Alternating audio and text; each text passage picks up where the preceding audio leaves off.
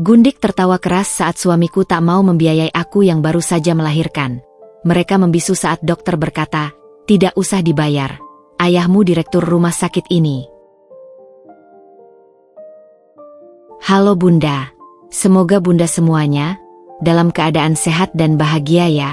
Sebelum masuk ke ceritanya, jangan lupa like, komen dan subscribe channel ini ya. Selamat menonton. Nyeri itu masih tersisa. Sebuah gema dari badai yang telah melanda tubuhku selama 12 jam terakhir. Tapi, gelombang pasang yang menyakitkan itu kini telah surut, meninggalkan sebuah hadiah yang lebih berharga daripada semua permata di dunia. Aruna, bayiku. Lengannya yang mungil terulur dari balik selimut putih rumah sakit. Jari-jari kecilnya menggenggam udara dengan refleks yang membuat dadaku sesak oleh rasa haru yang tak terbendung. Aku, Ernie, menatapnya, berusaha mengejar setiap detail wajahnya. Hidungnya yang mancung seperti galang, bibirnya yang cupu seperti ibuku, alisnya yang masih samar, janji dari sebuah kepribadian yang akan tumbuh. Tapi kehangatan yang memancar dari tubuh mungil itu seolah terhalang oleh lapisan es yang tiba-tiba menyelimuti ruang bersalin ini. Bukan dari AC yang bersenandung lembut, melainkan dari sosok di balik jendela. Mas Galang. Suamiku. Dia berdiri membelakangiku. Kedua tangannya terkantuk di saku celana jeans mahalnya. Bahunya yang dulu sering kupijit saat ia lelah bekerja, kini terlihat kaku, seolah membentuk tembok yang tak terlihat. Aroma parfumnya yang biasa, yang dulu kukenali dengan mata tertutup, hari ini tercium berbeda. Lebih tajam. Seolah dicampur dengan sesuatu yang asing. Dan ada dia. Dea. Berdiri di samping Galang, terlalu dekat untuk sekadar teman kantor atau asisten pribadi yang selalu ia klaim. Rok pensilnya ketat, blusnya sedikit terbuka, dan senyum itu, tidak pernah sampai ke matanya saat memandangku. Bau parfumnya, bunga-bunga eksotis yang menyengat, menyerbu ruangan, bertempur dengan aroma antiseptik dan bau harum bayi yang baru lahir. Aroma itu adalah pengingat, sebuah klaim teritorial di tempat yang paling tidak pantas. Galang, suaraku parau, berusaha mengumpulkan sisa-sisa kekuatan.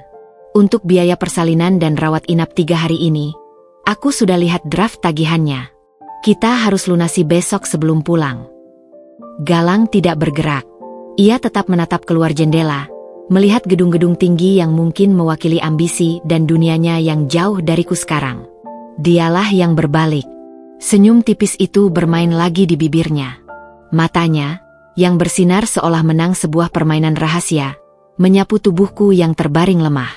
Ya ampun, Eren, jangan langsung bikin pusing Mas Galang dong, katanya, suaranya merdu tapi mengandung logam tumpul. Kamu tahu sendiri proyek besar lagi mandek. Cash flow lagi seret-seretnya. Belum lagi kredit mobilku yang harus ditutup bulan ini. Prioritas, sayang. Suami itu harus didukung, bukan dibebani. Tangannya, dengan kuku yang dicat merah darah, menyentuh lengan Galang dengan keakraban yang membuat perutku mual. Sentuhan itu berbicara lebih keras daripada kata-katanya. Pedih. Lebih pedih daripada ketika kepala Aruna mencoba mencari jalan keluar. Rasanya seperti sebuah pisau tumpul menggorok bagian dalam dadaku. Aku menatap punggung Galang, memohon dalam diam agar ia menoleh, membelaku, menjadi suami yang ia janjikan di altar. Galang, bisikku lagi, suara mulai retak. Ini untuk Aruna. Untuk kita. Aku tidak minta suite room. Ini kamar standar. Akhirnya, ia menoleh. Tapi matanya tidak bertemu mataku. Ia menatap Dea sejenak, lalu pandangannya jatuh ke lantai. Dengarlah Dea, Ernie. Dia nggak asal bicara. Keadaan lagi sulit. Coba kamu minta tolong dulu ke orang tuamu. Bilang saja pinjam. Aku yang akan bayar nanti, janji. Nanti kapan, Galang? Tanyaku, dan air mata yang kutahan sejak tadi akhirnya meluncur, membasahi bantal. Aku baru melahirkan. Aku lelah. Ayah ibuku, mereka sudah terlalu banyak membantu. Aku malu. Dan itulah saatnya. Dia tidak tahan. Sebuah suara keluar dari mulutnya. Bukan senyuman, bukan tawa biasa. Itu adalah tawa yang keras, terbahak-bahak, penuh dengan kemenangan dan cemooh yang tak terbendung. Hahaha. Suaranya menggema di ruangan berukuran 3x 4 meter itu, mematikan segala suara lain, termasuk detak jantungku yang berdebar kencang. Dengar itu, Gal? Teriaknya di sela tawa, seolah membagikan lelucon terhebat sepanjang masa. Dia malah malu sama orang tuanya sendiri. Tapi minta suaminya yang lagi susah bayar tagihan. Enggak malu. Tawanya terus bergulir, bergelombang, menusuk-nusuk telingaku. Galang diam. Aku melihat profilnya. Pipinya memerah. Tapi bukan karena marah pada dia. Itu adalah wajah seseorang yang dipermalukan oleh istrinya sendiri di depan wanita lain. Rasa malu yang salah tempat. Aku menarik selimut Aruna lebih dekat, menyembunyikan wajahku di rambutnya yang halus. Bayiku yang polos bergerak-gerak dalam tidurnya. Inikah penyambutan ke dunia untuknya? Ayah yang membisu dan tawa jahat seorang wanita asing? Rasa hina dan kepedihan itu begitu pekat, membuatku ingin menghilang dari tempat ini. Aku menutup mata, berusaha menangkap napas di tengah gelombang keputusasaan. Lalu, pintu terbuka. Dokter Sari masuk dengan langkah tenang. Wajahnya yang ramah, yang telah menjadi penenangku selama proses persalinan, sedikit berkerut melihat pemandangan ini. Suami yang berdiri dingin, wanita lain yang masih tersenyum sinis, dan seorang ibu baru yang menangis pelan di ranjangnya. Ibu Erni, bagaimana perasaannya? Bagus, ucapnya, mendekat. Matanya yang tajam berpindah ke Galang. Oh, Pak Galang masih di sini. Dea segera menyambar kesempatan, masih dengan sisa tawa yang mengendap di suaranya. Iya, nih, dokter. Kami lagi bahas biaya. Sedikit kendala. Apa bisa diangsur atau ada program bantuan? Soalnya suaminya lagi dalam tekanan finansial yang berat. Kalimat itu diucapkan dengan tekanan pada suaminya, seolah aku bukan bagian dari percakapan itu. Dokter Sari memandang Dea dengan dingin, lalu menatapku. Ada sesuatu di matanya, sebuah pemahaman, sebuah kesedihan, dan mungkin sebuah keputusan. Dia mengambil napas dalam-dalam. Mengenai biaya, ujarnya, suaranya jernih dan tegas memotong udara yang masih tercemar tawa. Tidak usah dibayar. Dea langsung berseri. Loh, bener nih? Wah, ternyata ada kebijakan khusus ya? Syukurlah. Galang juga mengangkat wajah, lega yang jelas terpancar. Bahunya yang kaku seolah mulai turun. Mereka berpandangan, sebuah komunikasi diam-diam penuh kemenangan. Tapi Dokter Sari belum selesai. Dia tidak memandang mereka. Matanya tertuju padaku, penuh dengan kelembutan yang hampir membuatku menangis lagi. Lalu, dengan suara yang sama jelasnya, dia melanjutkan, dan setiap katanya diucapkan dengan presisi yang mematikan. Semua biaya persalinan dan perawatan Ibu Erni di sini sudah ditanggung sepenuhnya oleh pihak rumah sakit. Atas perintah langsung dari Bapak Direktur Utama.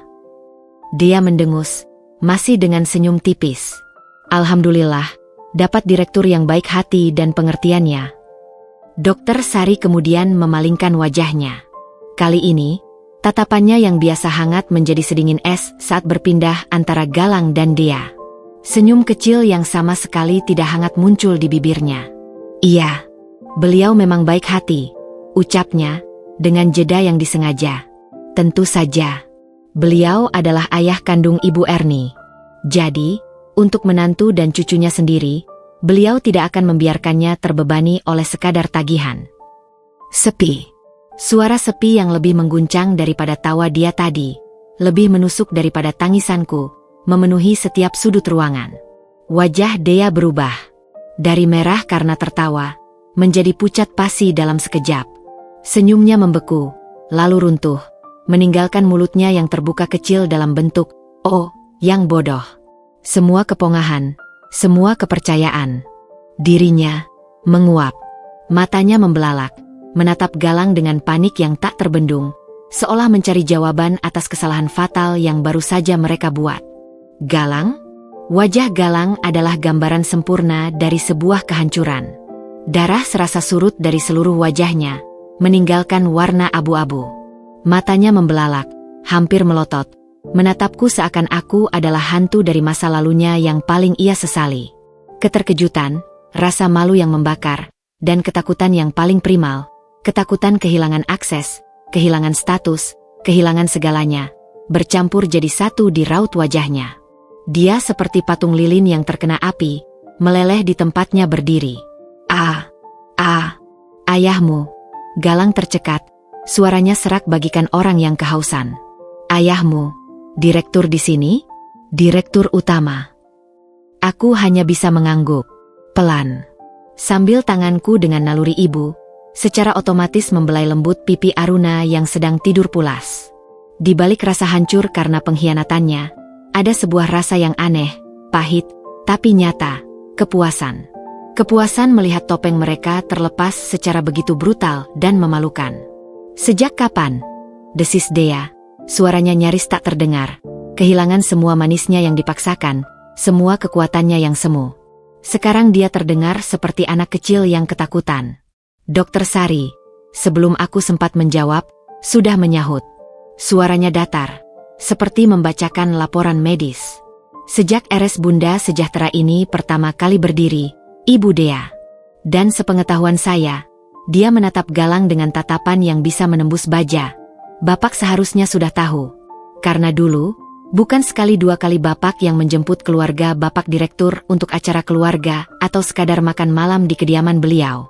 Atau, mungkin Bapak mengira rumah besar di Pondok Indah itu rumah sewaan. Tepat di sana, di mata Galang, aku melihat ingatannya bekerja keras. Rumah megah orang tuaku yang ia kunjungi, sopan santun ayahku yang ia anggap sebagai keramahan seorang pensiunan yang berhasil, mobil-mobil yang sederhana namun nyaman, semuanya ia lihat dengan kacamata seorang yang meremehkan. Ia tak pernah bertanya lebih. Dan aku, yang dibesarkan untuk tidak pamer, tak pernah merasa perlu menyebutkan bahwa ayahku bukan sekadar dokter, tetapi pemilik dari sebuah jaringan rumah sakit. Kini, di ruang bersalin itu, mereka hanya bisa membisu. Dia menunduk, tak lagi berani menatap siapapun.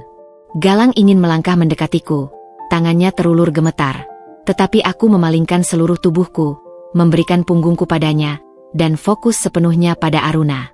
Di tengah kebisuan mereka yang penuh aib, di antara puing-puru keangkuhan mereka yang baru saja meledak, terdengar hanya satu suara, bisikanku yang tenang dan penuh tekad pada bayiku.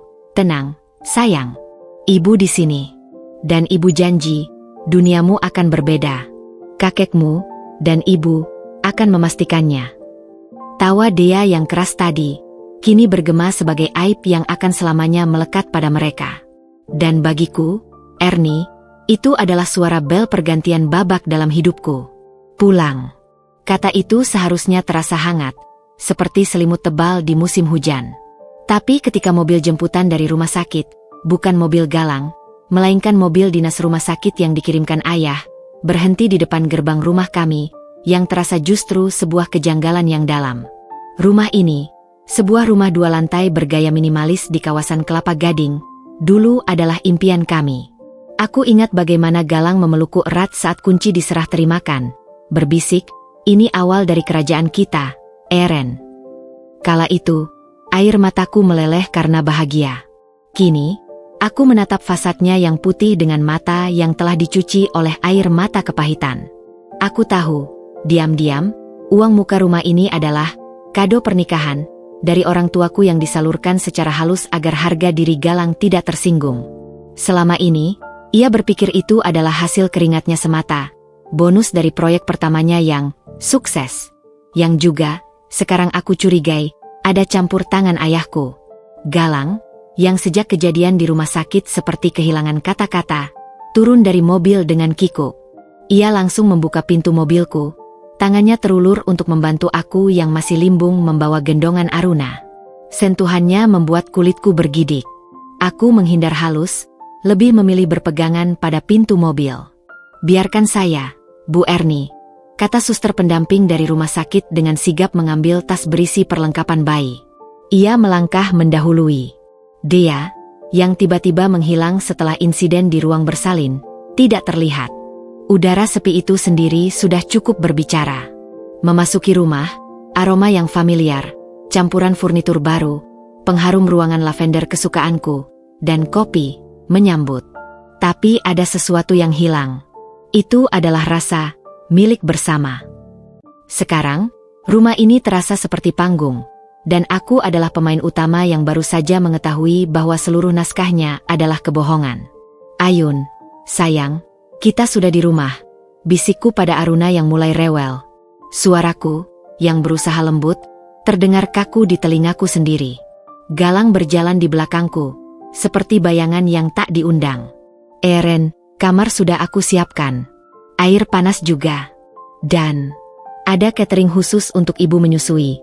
Pesan dari ayah. Dia hampir tak bisa menyebut ayah. Sebutan yang dulu ia ucapkan dengan enteng kini terasa seperti batu di lidahnya. Aku ingin ke kamar saja dulu. Lelah, kataku singkat, tanpa menoleh. Kamar kami. Tempat yang dulu adalah pelabuhan kami. Sekarang, ranjang king size dengan sprei warna sage yang kupilih sendiri terasa luas dan mengancam. Aku menidurkan Aruna di basinet di samping ranjang, menatapnya lama sampai napasnya teratur. Baru kemudian aku membiarkan tubuhku terjatuh di tepi ranjang. Kelelahannya bukan hanya fisik. Galang masuk, berdiri di ambang pintu. Eren, kita perlu bicara. Apa yang perlu dibicarakan, Galang? Tanyaku, menatap lantai. Cara kamu dan Dea tertawa mengejekku saat aku terbaring lemah? Atau fakta bahwa selama ini kamu menganggap keluargaku tidak lebih dari pensiunan yang beruntung? Itu bukan. Aku tidak. Dea, dia. Jangan. Suaraku tiba-tiba meninggi, membuatku sendiri kaget. Aruna bergerak dalam tidurnya. Aku menurunkan volume, namun nada sarkasme yang selama ini jarang kukeluarkan meluncur deras. Jangan lagi salahkan Dea. Dia hanya mencerminkan apa yang kamu izinkan. Dia hanya memperkuat apa yang sudah kamu pikirkan. Kamu yang memilih untuk diam. Kamu yang memilih untuk membiarkannya tertawa. Galang terdiam. Wajahnya berkerut, tampak tua 10 tahun dalam 3 hari. Aku minta maaf, Eren. Aku buta. Aku terjebak tekanan bisnis, dan uang adalah segalanya. Ya, potongku. Sampai-sampai istrimu yang baru melahirkan pun bisa kamu biarkan direndahkan. Asal cash flow MU tidak terganggu. Sampai-sampai kamu lupa bertanya, atau lebih tepatnya, peduli, siapa sebenarnya mertuamu. Itu tidak adil, bantahnya lemah. Kamu selalu sengaja menyembunyikannya. Seolah-olah mau mengujiku. Aku akhirnya menatapnya. Untuk pertama kalinya sejak pulang, aku melihat langsung ke matanya. Dan di sana, di balik penyesalan yang ia pamerkan, aku masih melihat bayangan kebingungan dan, yang paling menyakitkan, perhitungan. Aku tidak menyembunyikan apapun, Galang. Ayahku adalah dokter yang mendirikan rumah sakit. Ibuku mengelola yayasan. Itu fakta. Kamu yang tidak pernah melihat kami sebagai lebih dari apa yang bisa kami berikan untukmu. Kamu lihat orang tuaku sebagai pensiunan nyaman, dan melihatku sebagai apa, Galang? Istri yang patut dan tidak banyak menuntut. Dia tak bisa menjawab. Jawabannya adalah diamnya. Hari-hari berikutnya berlangsung dalam atmosfer aneh. Galang berubah 180 derajat. Dia yang dulu sering lembur atau meeting dadakan, kini pulang tepat waktu. Dia membawa makanan, memesan jasa baby spa untuk Aruna, membelikanku bunga. Tapi setiap tindakannya terasa seperti skrip yang dipaksakan. Ada ketegangan di balik setiap senyumannya, sebuah perhitungan di setiap pemberiannya. Untukmu, sayang. Katanya bagus untuk pemulihan, ujarnya suatu sore, menyerahkan sebuah box berisi rangkaian produk laktasi bermerek impor yang harganya setara dengan gaji bulanan asisten rumah tangga kami. Terima kasih, ucapku datar, meletakkan box itu di meja tanpa membukanya. Aku melihat matanya sedikit kecewa. Ia mungkin mengharapkan pelukan, atau setidaknya senyuman. Tapi tubuhku menolak untuk berpura-pura. Dia muncul kembali 4 hari kemudian. Tanpa pemberitahuan. Aku sedang duduk di taman belakang, menyusui Aruna, ketika suara langkah hak tinggi mendekat. Eren, lama tidak ketemu. Aku tak perlu menengok. Suara itu sudah terukir dalam ingatanku dengan nada tawa yang mengiringinya.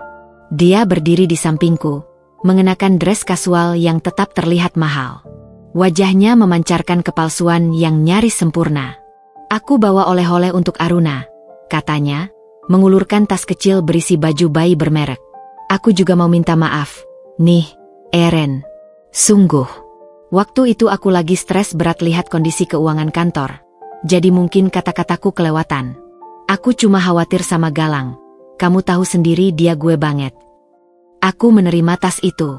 "Terima kasih, dia." Lalu aku diam. Aku sengaja tidak memberikan, tidak apa-apa, atau aku maafkan. Aku biarkan permintaannya tergantung di udara. Dia tersenyum kaku, matanya scan sekeliling. "Galang di mana?" "Di dalam. Ada telekonferensi." Jawabanku singkat. "Oh, rumah ini jadi lebih berkesannya sekarang," ucapnya, mencoba memulai percakapan. Ternyata ada sejarah besarnya. Aku akhirnya menatapnya. Ya, setiap bata di sini punya cerita. Termasuk yang dibiayai tanpa sepengetahuan pemiliknya. Wajah Dea sedikit memerah. Dia paham sindiranku. "Iya, ya. Baguslah kalau semuanya jelas sekarang. Jadi, kamu bisa lebih tenang. Nggak perlu khawatir biaya hidup lagi, ya." Ada nada hijau yang halus dalam ucapannya. Kekhawatiran itu bentuknya banyak. "Dia. Bukan cuma soal uang," jawabku, sambil menepuk-nepuk punggung Aruna. Percakapan kami terputus saat Galang keluar. Matanya langsung mencari ke arahku, lalu melihat Dea. Ada kilat panik di wajahnya, sebelum segera ia tutupi dengan senyum lebar yang tidak sampai ke mata. "Dea, lama tidak datang. Lagi pula, Mas Galang sibuk jadi suami dan ayah teladan sekarang," sahut dia dengan nada menggoda yang terdengar dipaksakan. Malam itu, setelah dia pergi dengan janji, "Nantikan kado pernikahan ulang tahun kalian," Galang mencoba pendekatan lagi. Saat aku sedang memompa ASI, ia duduk di sampingku, tangan hendak membelai punggungku. "Eren, aku benar-benar berubah. Lihat, kan? Aku sudah putus semua kontak yang tidak perlu dengan Dea. Dia cuma partner bisnis sekarang." Aku bergeser, menghindari sentuhannya. "Kamu tidak perlu melakukannya untukku. Lakukanlah karena itu benar. Semua ini untukmu. Untuk kita," desisnya, mencoba memegang tanganku. Bau parfumnya, yang sama dengan hari di rumah sakit, memenuhi hidungku. Aku teringat pada bau parfum dia. Mereka berbeda, tapi efeknya sama, membuatku mual. Aku menarik tanganku perlahan. "Aku lelah, Galang. Aku ingin tidur. Besok Aruna imunisasi." Dia tertahan. Napasnya berat. Di matanya, untuk sesaat, terbaca frustrasi. Frustrasi karena usahanya tidak membuahkan hasil. Frustrasi karena aset yang dimilikinya ternyata memiliki pemilik sah yang jauh lebih berkuasa. Itu bukan penyesalan karena menyakiti istri. Itu penyesalan karena salah kalkulasi. Aku mengerti. Akhirnya ia berbisik, "Mundur. Tidur nyenyak, sayang." Saat pintu kamar tertutup dan aku sendirian dengan Aruna, baru aku membiarkan air mata itu jatuh. Bukan lagi air mata pedih seperti di rumah sakit, melainkan air mata kelegaan yang pahit. Aku bersyukur pada ayahku karena telah membuka topeng ini. Tapi betapa perihnya mengetahui bahwa suamimu hanya melihat cahaya ketika mengetahui bahwa mertuamu adalah sang pemilik mercusuar. Rumah ini memang masih sama secara fisik. Tapi bagiku, Ernie, ia telah berubah menjadi sebuah museum yang memamerkan kebodohan dan kenaifanku selama ini. Setiap sudutnya berbisik tentang cinta yang ternyata bertumpu pada dasar yang rapuh. Dan di tengah semua keasingan ini, hanya ada satu ruang yang masih terasa benar sebagai rumah.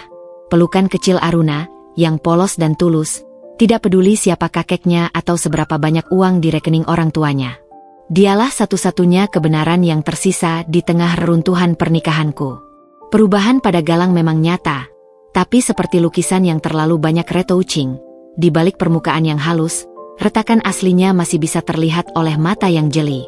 Dan mata ayahku, Dr. Bramantio, adalah mata elang yang telah berpuluh tahun mengawasi bukan hanya denyut nadi pasien, tapi juga arus keuangan dan integritas rekanan. Beberapa minggu setelah kami pulang, Ayah mengundang kami makan malam di rumah orang tua. Bukan di rumah megah Pondok Indah yang membuat Galang salah sangka, melainkan di rumah yang lebih sederhana di Menteng, tempat aku dibesarkan. Mungkin ini cara ayah untuk mengingatkan Galang tentang akar kami yang sebenarnya. Substansial, bukan semata gemerlap. Aruna semakin montok, ucap ibu sambil menggendong cucunya dengan mata berbinar. Galang duduk di seberangku, tersenyum kaku. Ia memakai kemeja lengan panjang yang rapi, tapi aku melihat keringat tipis di pelipisnya. Ayah, terima kasih sekali lagi untuk semuanya, ucap Galang saat sup disajikan. Suaranya terdengar-dengar, berusaha tulus namun terdengar seperti rekaman. Ayah menatapnya di atas kacamata baca. Tidak perlu berterima kasih, Galang. Itu kewajiban saya sebagai ayah dan kakek. Suaranya datar, tidak dingin tapi juga tidak hangat. Profesional. Tapi, sambil kita makan, saya ingin bertanya. Bagaimana perkembangan proyek apartemen di BSD itu? Dulu kamu bilang itu akan jadi terobosan. Galang tersedak sedikit. Oh, proyek itu masih berjalan, Pak. Hanya memang ada sedikit kendala perizinan. Tapi sedang diurus. Saya dengar dari seorang kenalan di BKPM, izinnya justru sudah turun 6 bulan lalu. Sahut ayah sambil menyuap sedikit nasi. Ia tidak menatap Galang, seolah sedang membicarakan cuaca. Yang jadi masalah adalah pendanaan dari investor kedua. Ya? PT Mitra Makmur Sejati. Wajah Galang langsung pucat. Sendok di tangannya bergetar halus. Aku, yang duduk di sebelahnya, bisa merasakan pancaran kecemasannya. Iya, Pak. Mereka mundur di tengah jalan, menyebabkan cash flow tersendat. Menarik, gumam ayah. Saya kebetulan kenal pemilik PT Mitra Makmur Sejati, Pak Surya. Katanya, mereka mundur karena ada ketidaksesuaian antara proposal yang disetujui dengan realisasi di lapangan. Dana dialokasikan untuk hal-hal di luar era B, seperti pembelian kendaraan dinas mewah dan perjalanan bisnis ke luar negeri yang dianggap kurang relevan. Ayah akhirnya menatap Galang. Tatapannya tenang, tapi punya bobot yang membuat ruang makan senyap. Benarkah? Ibu memandang bolak-balik antara ayah dan Galang. Aku menahan napas. Aruna mulai rewel di gendongan ibu. Pak Bram, itu ada penjelasannya. Galang buru-buru menyahut, suaranya tinggi. Pembelian mobil itu untuk image, agar klien percaya. Dan perjalanan ke Singapura itu untuk menjajaki kerjasama dengan kontraktor. Kontraktor yang akhirnya tidak kamu pakai juga, karena kamu memilih kontraktor lain yang harganya lebih murah, tapi kualitasnya dipertanyakan, sambung ayah, masih dengan nada yang sama. Galang, bisnis itu seperti operasi. Harus steril, transparan, dan bertanggung jawab pada nyawa. Dalam hal ini, nyawa finansial banyak orang. Bukan hanya shareholder, tapi juga karyawan dan keluarganya. Galang seperti kehabisan kata-kata. Ia hanya bisa mengangguk, keringatnya kini benar-benar mengucur. Saya tidak ingin mencampuri terlalu jauh, lanjut ayah, kini suaranya lebih lembut namun tak kehilangan ketegasannya. Tapi sebagai keluarga, saya ingin kamu sukses dengan cara yang benar. Jangan sampai reputasi yang dibangun bertahun-tahun hancur karena keputusan-keputusan emosional atau dipengaruhi pihak lain. Kata, pihak lain, itu diucapkan dengan penekanan halus. Kita semua tahu siapa yang dimaksud. Setelah malam yang menegangkan itu, efeknya langsung terasa. Galang menjadi lebih sering di rumah, tapi bukan dengan ketenangan. Ia gelisah. Ponselnya yang dulu selalu berdering dengan notifikasi dari Dea, kini lebih sering sepi. Atau mungkin ia yang diam-diam mematikan notifikasinya. Suatu sore, saat Aruna tidur dan aku sedang membaca laporan keuangan kecil usaha catering sehat yang ingin ku kembangkan, Galang mendekatiku di ruang kerja. Eren, bisiknya, wajahnya lesu. Ayahmu, dia. Apakah dia akan menarik semua bantuannya? Aku menutup laptop. Ayah tidak pernah menarik bantuan pada orang yang memang berusaha jujur dan baik, Galang. Tapi dia juga bukan orang yang akan membiarkan kebocoran terus terjadi di kapal yang dia tumpangi, meski kapal itu milik orang lain. Dia tahu tentang Dea, ya? Tanya Galang, langsung pada inti ketakutannya. Ayah tahu segalanya yang perlu dia tahu, jawabku samar. Pertanyaannya, apa yang akan kamu lakukan sekarang? Terus membiarkan kebocoran itu, atau menambal lubangnya sebelum kapal benar-benar tenggelam? Galang mengusap wajahnya. Aku terjebak, Eren. Aku berhutang banyak pada dia. Awal-awal bisnis, dialah yang membawakanku klien-klien pertama. Tapi caranya semakin tidak terkendali. Ini bukan tentang dia, Galang, tegasku, untuk kesekian kalinya. Ini tentang pilihanmu.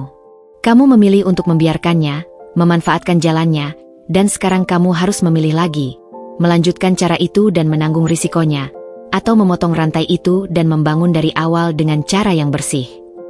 Ia terdiam lama. Matanya kosong. Aku tahu pergulatan di kepalanya.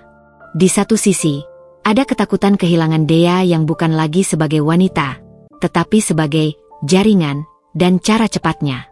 Di sisi lain, ada ketakutan yang lebih besar, kehilangan dukungan ayahku, yang sekarang ia sadari adalah fondasi sebenarnya dari kerajaan yang ia bangun. Pilihan itu, ternyata, datang lebih cepat dari yang diduga. 2 hari kemudian, ayahku menelepon langsung padaku. Nak, ada lowongan kecil. Proyek renovasi 5 klinik rawat jalan di daerah pinggiran. Kontraknya tidak besar, tapi cukup untuk menutup operasional bulanan. Saya pikir ini bisa jadi proyek penyembuhan untuk usahanya. Tapi, suaranya menjadi tegas. Saya yang akan jadi project officer-nya. Setiap invoice, setiap pembelian material, harus melalui approval saya. Apakah Galang mau menerimanya? Aku tahu ini bukan sekadar bantuan. Ini adalah ujian. Ujian kerendahan hati dan kesungguhan. Saat aku menyampaikan tawaran itu pada Galang, ekspresinya campur aduk. Ada kelegaan karena mendapat proyek, tapi juga ada cibir yang hampir tak tertahan karena merasa diawasi seperti anak kecil. Harus melalui dia untuk segala hal. Protesnya lemah. Ini adalah cara ayah memastikan kapalnya tidak bocor. Galang, mau atau tidak? Dia menghela napas panjang, lalu mengangguk. Mau. Tapi, jangan bilang pada siapapun, terutama Dea. Dia pasti akan meremehkanku. Itu adalah pengakuan kecil pertama tentang rasa malunya. Bukan malu karena telah menyakiti istri, tapi malu karena dianggap tidak lagi menjadi jagoan di mata selingkuhannya. Namun, rahasia itu tidak bertahan lama. Dea, dengan antenanya yang tajam terhadap segala hal yang berhubungan dengan uang dan pengaruh, segera mencium perubahan. Dia datang ke rumah saat Galang tidak ada, dengan alasan mengembalikan dokumen. Dengar-dengar Galang dapat proyek dari rumah sakit ayahmu ya? Tanyanya langsung, tanpa basa-basi. Matanya berbinar, tetapi bukan dengan kegembiraan. Itu adalah binarnya pemangsa yang mencium mangsa baru. Aku tidak tahu detail bisnis suamiku, jawabku sambil menyuapi aruna bubur. Tapi ini bagus, dong. Artinya hubungan kalian membaik. Kamu bisa minta Galang untuk markup sedikit harga materialnya. Kan untuk cucunya sendiri, pasti direktur mau tutup mata. Kan lumayan buat nutup hutang-hutang proyek yang macet, ujarnya dengan lancar, seolah menawarkan strategi bisnis brilian. Aku menatapnya. Di balik wajah cantik itu, ada kekosongan moral yang mengerikan. Dea, itu namanya korupsi. Dan itu akan mempermalukan ayahku, serta membuat Galang semakin dalam lubang. Dia tertawa kecil, menggeleng. Ah, Eren, kamu terlalu idealis. Di dunia nyata, semua orang cari celah. Yang penting hasil. Percakapan itu kuceritakan pada Galang malam harinya. Wajahnya pucat lagi. Dia tidak akan berhenti, ya? Tidak, selama dia merasa itu menguntungkan baginya, jawabku. Dan selama kamu memberinya ruang. Galang memandangi tangan kosongnya. Fondasi bisnisnya, yang dibangun dengan cepat dan instan dengan bantuan jaringan Dea, ternyata rapuh. Keropos dimakan oleh praktik-praktik licin dan ketamakan. Dan sekarang, di hadapannya ada 2 jalan. Terus membangun di atas fondasi keropos itu dan suatu saat ambruk menimpanya. Atau merobohkan hingga ke dasar dan membangun ulang dengan batu bata kejujuran, proses yang lambat, melelahkan, dan penuh rasa malu. Pilihannya akan menentukan bukan hanya nasib bisnisnya, tapi juga sisa-sisa pernikahan kami. Dan untuk pertama kalinya, aku melihat keraguan yang dalam di matanya. Bukan keraguan antara benar dan salah, tapi keraguan antara kemudahan semu yang ditawarkan Dea, dan kerasnya jalan kebenaran yang diwakili oleh ayahku, dan sekarang juga olehku. Bisnisnya mulai keropos. Tapi lebih dari itu, topeng, pengusaha sukses, yang ia kenakan selama ini juga mulai mengelupas, menunjukkan wajah asli seorang lelaki yang terjepit antara ambisi dan moral, antara gengsi dan integritas. Dan aku, dari pinggir ring, hanya bisa menonton dan menunggu pilihannya. Sambil mempersiapkan diri untuk segala kemungkinan. Perubahan pada Galang, sekecil apapun, bagi Dea adalah seperti alarm kebakaran yang berbunyi di tengah malam. Ia, yang selama ini merasa memiliki remote control atas hidup Galang, dan secara tidak langsung, atas hidupku, kini merasakan sandaran kakinya goyah. Dan Dea bukanlah tipe wanita yang akan berdiri diam menyaksikan erosi kekuasaannya. Ia datang lagi, seminggu setelah kunjungan terakhirnya. Kali ini, bukan dengan senyum palsu atau bingkisan, melainkan dengan wajah yang diselimuti keprihatinan yang begitu kentara hingga terasa seperti topeng teater. "Eren, kita perlu ngobrol." "Serius?" katanya, duduk di hadapanku di ruang keluarga tanpa menunggu. "Diizinkan." Ia memakai kaos oversized dan celana jeans, tampilan yang sengaja dibuat sederhana untuk efek dramatis. Tapi tas tangan yang ia letakkan di sofa masih bermerek tinggi, jam tangannya berkilau di bawah lampu. Aku sedang memompa ASI untuk stok. Mesin pompa yang berdegung rendah menjadi soundtrack aneh untuk percakapan ini. "Ada apa, Dea?" "Ini tentang Galang." Ia mulai, menatapku dengan mata lebar penuh ketulusan. "Aku khawatir banget, Eren. Sejak kejadian di rumah sakit itu, dia berubah. Bukan cuma ke kamu, tapi ke semua orang. Termasuk ke aku." Ia menghela napas dramatis. Dia tiba-tiba menjaga jarak. "Padahal aku cuma mau bantu. Bisnisnya lagi sakit, kamu tahu sendiri. Tapi sekarang, dia malah menjauh, kayak aku penyakit." Aku diam, mengamatinya. Ini adalah taktik baru, memposisikan diri sebagai korban, sekaligus menguji seberapa banyak yang ku ketahui. "Mungkin dia hanya fokus pada keluarga," ucapku netral, memindahkan botol ASI ke lemari pendingin. "Fokus keluarga?" "Iya, mungkin." Dia mengangguk, tapi nada sinisnya merayap. "Atau mungkin dia takut sama kamu sekarang. Atau lebih tepatnya, takut sama papamu." Matanya menatapku tajam, mencari reaksi. "Kamu tahu, di lingkaran kami, lingkaran bisnis, semua orang sekarang tahu. Mas Galang, si pengusaha tangguh, ternyata menikahi putri bos besar. Itu membuatnya terlihat kecil, Eren." Sekarang ia bermain dengan ego Galang, menyentuh luka yang paling dalam. "Ayahku tidak pernah bermaksud begitu," jawabku, tetap tenang. "Dan Galang seharusnya tidak merasa kecil, kecuali dia sendiri yang membandingkan." Dea mengeluarkan telepon genggamnya, menggulir-gulir layar. "Lihat ini." Ia menunjukkan sebuah grup chat. Ada screenshot percakapan seseorang yang mengejek Galang. Dia dulu sok jago, ternyata hidup dari mertua. Proyeknya sekarang dikasih sama mertua, kayak anak kemarin sore dikasih uang jajan. Hatiku sedikit tersentak, tapi wajahku tetap datar. Orang-orang iri dan jahat selalu ada, Dea. Galang seharusnya sudah terbiasa. "Tapi ini berbeda," desis Dea, memasukkan ponselnya kembali. "Ini menghancurkan kredibilitasnya. Dan kamu tahu apa yang dia lakukan? Daripada melawan, dia malah nerima aja proyek kecil-kecilan dari papamu itu. Kayak pengakuan kalau dia memang gak mampu." Ia bersandar, menatapku dengan pandangan penuh nasihat. "Aku khawatir, Eren. Galang itu pejuang. Kalau jiwa pejuangnya hilang, dia bukan lagi lelaki yang kamu cintai dulu. Dan itu bisa bikin dia melakukan hal-hal nekat untuk membuktikan diri." Peringatannya halus, namun mengandung ancaman. Seolah jika Galang terlalu dikendalikan, dia bisa jatuh lebih dalam. "Lalu apa yang kamu sarankan, Dea?" tanyaku, memutuskan untuk bermain bersama skenarionya sebentar. "Kamu harus bicara sama papamu. Minta dia beri Galang proyek yang benar-benar besar. Bukan yang kecil dan penuh pengawasan ketat seperti sekarang.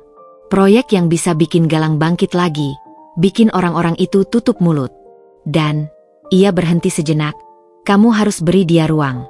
Jangan terlalu mengikat. Biarkan dia bergerak, termasuk urusan bisnis sama aku. Percayalah, Eren, niatku cuma baik. Aku cuma mau bantu dia bangkit.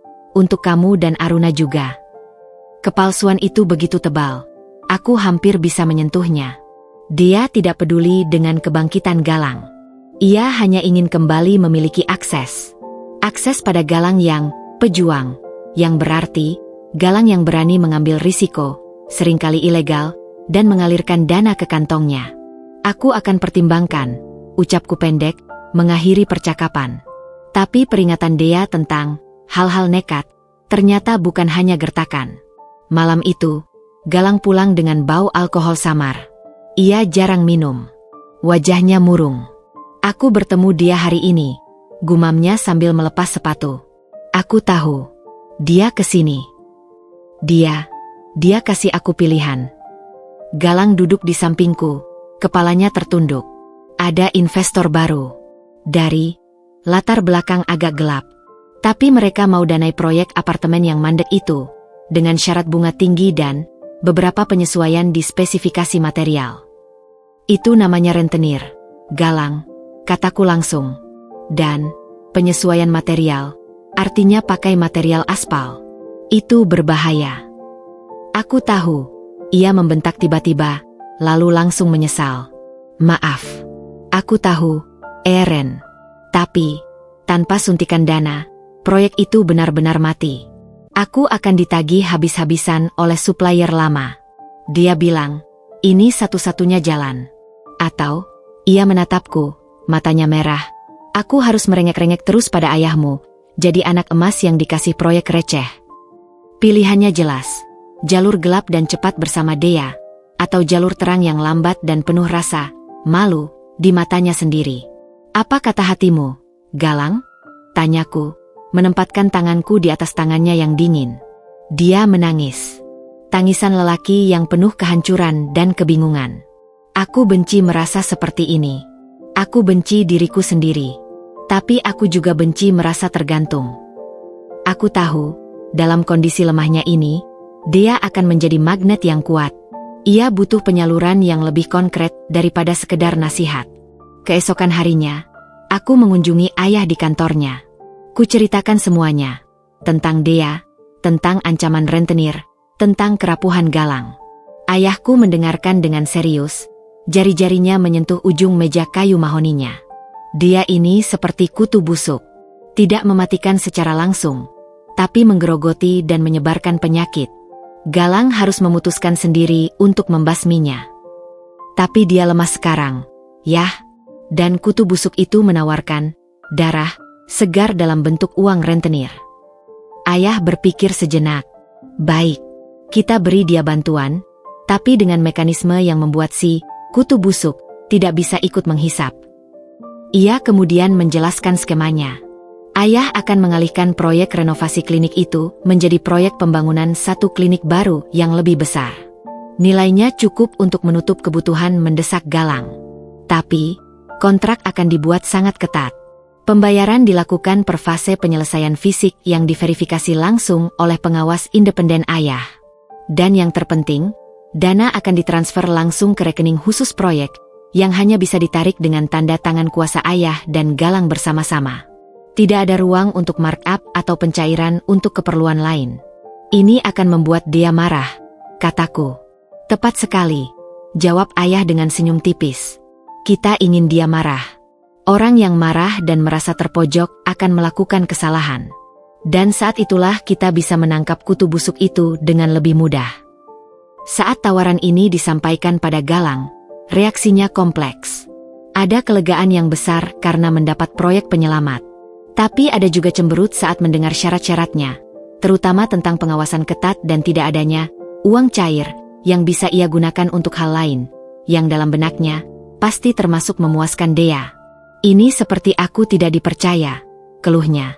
Ini bukan tentang percaya atau tidak, Galang. tegasku. Ini tentang membangun sistem yang melindungimu dari godaan dan tekanan. Termasuk tekanan dari Dea. Ia setuju, dengan berat hati. Dan seperti yang diprediksi, Dea meledak. Kabar tentang proyek baru itu pasti sampai padanya melalui sumber di kantor Galang. Ia menghubungi Galang berulang kali, dan dari suara Galang yang tertahan saat menerima telepon di ruang lain, aku bisa menduga isinya, kecaman, ejekan, dan ancaman halus.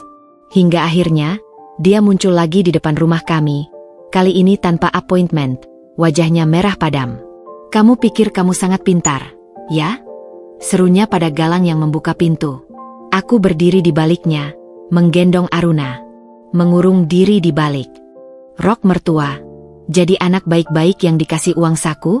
Itu proyek kita, Galang. Ide awal itu dari aku.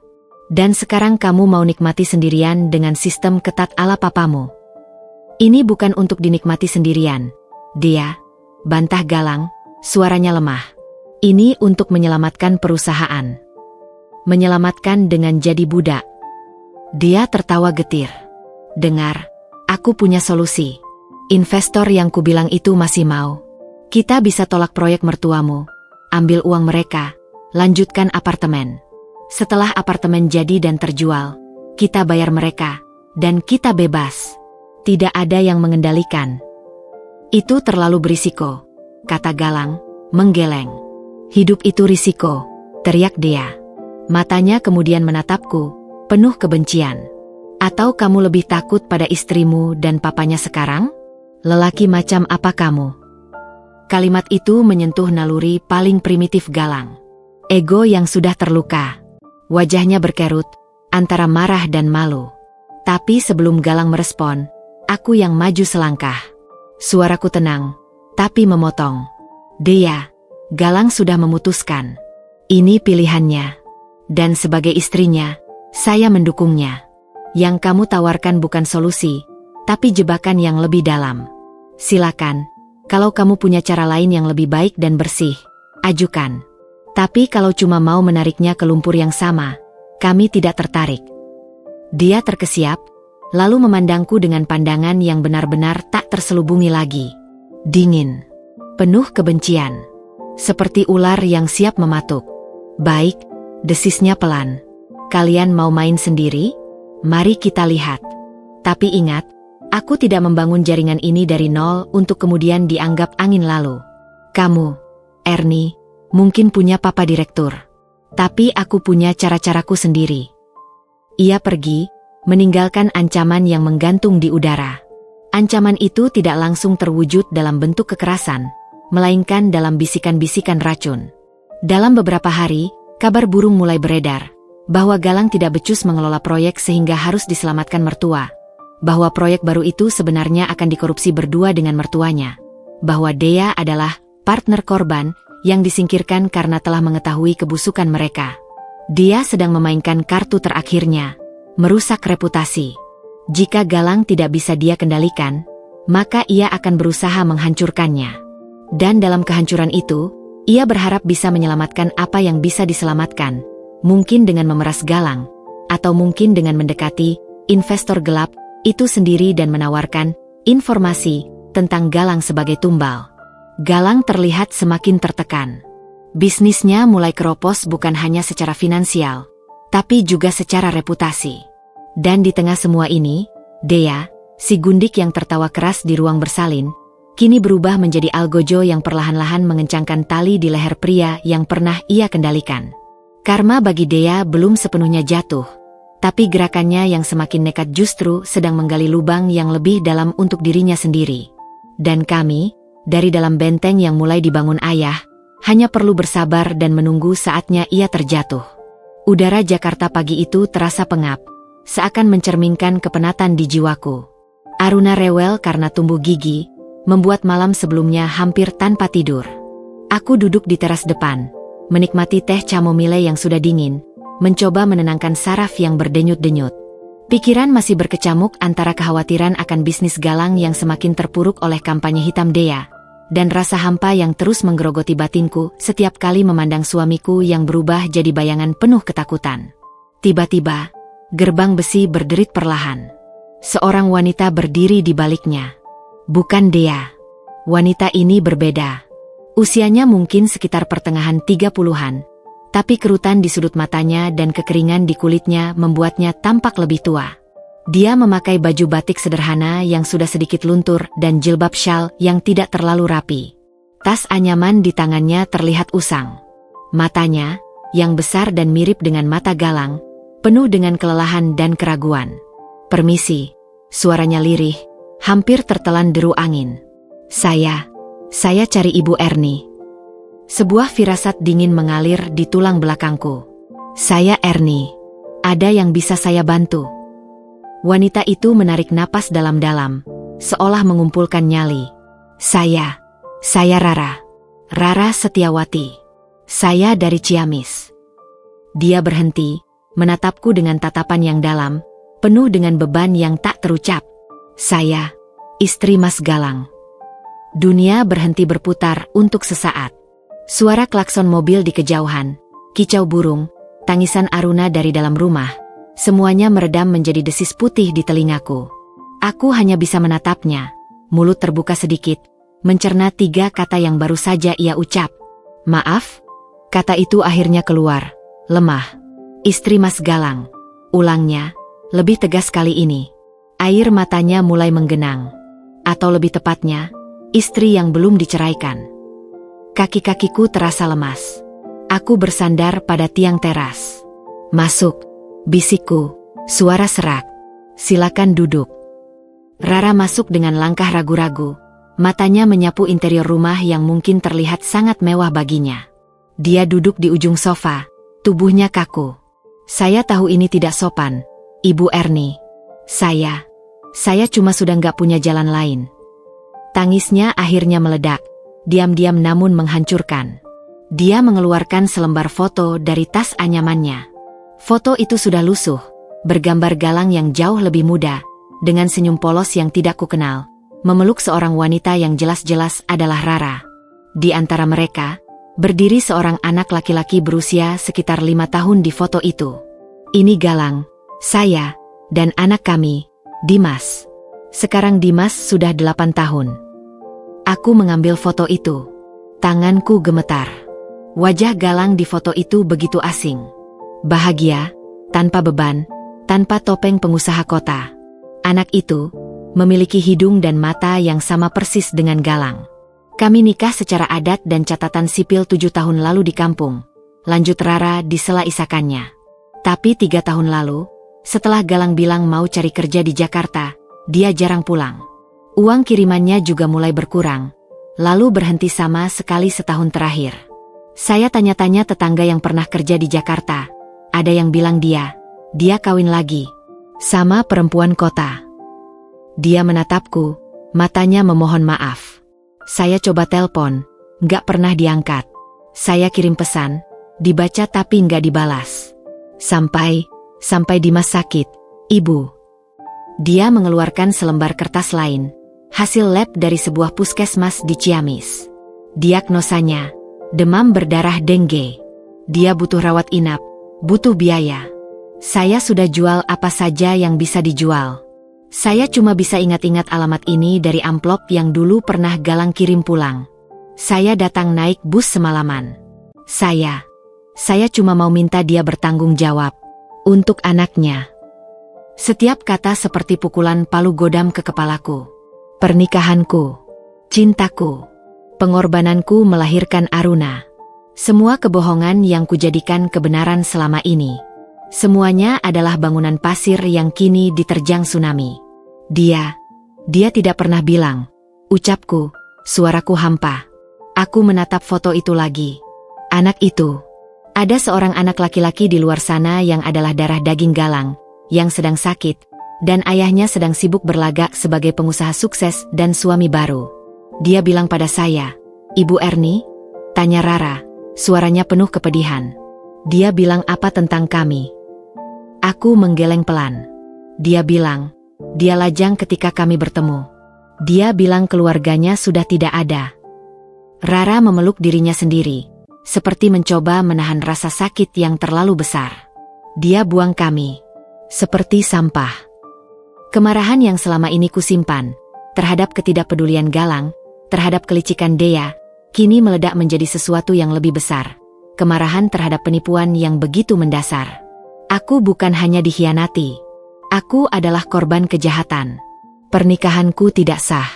Aruna, status hukumnya? Ibu Rara, kataku, berusaha keras menjaga suara tetap stabil. Saya tidak tahu. Sungguh, saya korban seperti ibu. Rara mengangguk, air matanya terus mengalir. Saya percaya, Ibu Erni.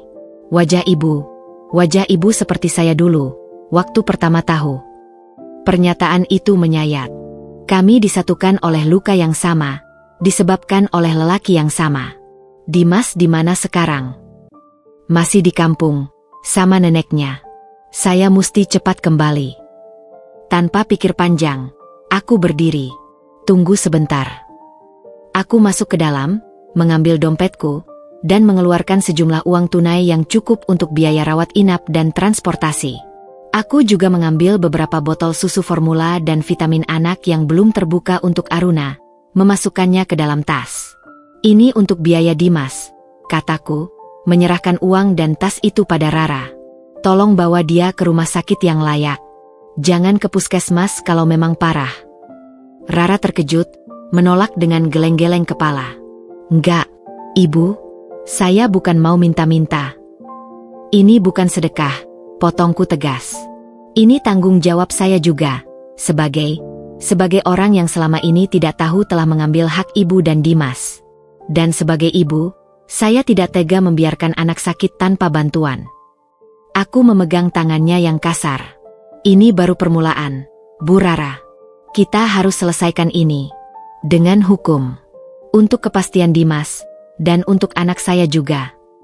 Rara akhirnya menerima, tangisnya semakin menjadi. Terima kasih, Ibu Erni. Terima kasih. Allah yang membalas. Setelah Rara pergi, dengan janji akan menghubungi begitu sampai di Ciamis, aku kembali duduk di teras. Tubuhku gemetar hebat. Api amarah telah berubah menjadi es yang membekukan seluruh relung hatiku. Galang pulang beberapa jam kemudian, dengan wajah lesu setelah seharian berurusan dengan masalah proyek. Eren, kamu baik-baik saja? Wajahmu pucat, katanya, mendekat. Aku menatapnya. Tatapanku pasti begitu dingin hingga dia berhenti di tengah ruangan. Siapa Rara Setiawati? Galang? Suaraku datar, tanpa intonasi. Wajahnya berubah total. Dari lesu menjadi pucat ngeri, kemudian merah padam, lalu kembali pucat seperti mayat. Semua darah seakan surut dari kepalanya. Apa yang kau bicarakan? Gagapnya. Aku mengambil foto yang diberikan Rara dari saku rokku, melemparkannya ke mejanya. Foto itu mendarat dengan suara tepak yang keras di ruangan yang sunyi. Galang melihat foto itu. Lututnya terlihat lemas. Dia meraih sandaran kursi untuk menopang tubuhnya. Dia datang ke sini. Suaranya bergetar. Ya. Dengan hasil lab DBD anakmu, Dimas. Anak yang butuh biaya rawat inap. Anak yang ayahnya sibuk membiayai gaya hidup selingkuhannya dan membohongi istri barunya. Eren, aku bisa jelaskan. Jelas? Teriakku untuk pertama kalinya dalam hidupku, suara yang melengking dan penuh sakit yang membuat Galang terpana. Aruna yang sedang tidur di kamar mungkin terbangun, tapi aku terlalu hancur untuk peduli. Apa yang bisa kau jelaskan? Bahwa kau seorang penipu? Bahwa pernikahan kita ini palsu? Bahwa selama ini aku hidup dengan seorang penjahat yang meninggalkan istri dan anak sakit di kampung? Dia, itu masa lalu. Eren, aku terjebak. Pernikahan dengan Rara itu paksaan orang tua. Bantahnya, dengan putus asa. Dia membawa buku nikah. Galang. Buku nikah resmi. Itu bukan masa lalu. Itu kenyataan hukum yang masih berlaku sampai sekarang. Kau bukan suamiku. Kau adalah lelaki yang menipuku untuk uang dan status. Bukan begitu. Ia berlutut, tangannya meraih kakiku. Aku menarik kakiku dengan jijik. Aku mencintaimu, Erni. Aku terpaksa. Aku butuh modal, butuh jaringan. Rara tidak bisa memberiku itu. Dea. Dea yang menyarankan. Dea lagi. Tawaku getir, penuh kehinaan. Jadi ini juga ide brilian Dea? Menikahi wanita lain secara ilegal? Kau bukan manusia, Galang. Kau boneka yang tali-talinya dipegang oleh siapapun yang memberimu mimpi kekayaan. Dia menangis, meratap di lantai. Tapi air matanya tidak lagi menyentuhku. Hatiku telah membatu. Aku akan beri pilihan, Galang. Seperti Dea selalu memberimu pilihan. Pertama, kau pulang ke Ciamis sekarang juga. Urus perceraian yang sah dengan Rara. Bayar semua biaya pengobatan Dimas, dan beri nafkah yang layak untuk mereka. Setelah itu, kita bicara tentang pertanggungjawaban padaku secara hukum. Dan pilihan kedua, tanyanya, dengan suara penuh ketakutan. Kedua, kataku, menatapnya dengan dingin, aku akan laporkan kau ke polisi atas tuduhan penipuan dan bigami. Ayahku akan memastikan kasusmu berjalan. Kau akan lihat Dimas dari balik jeruji.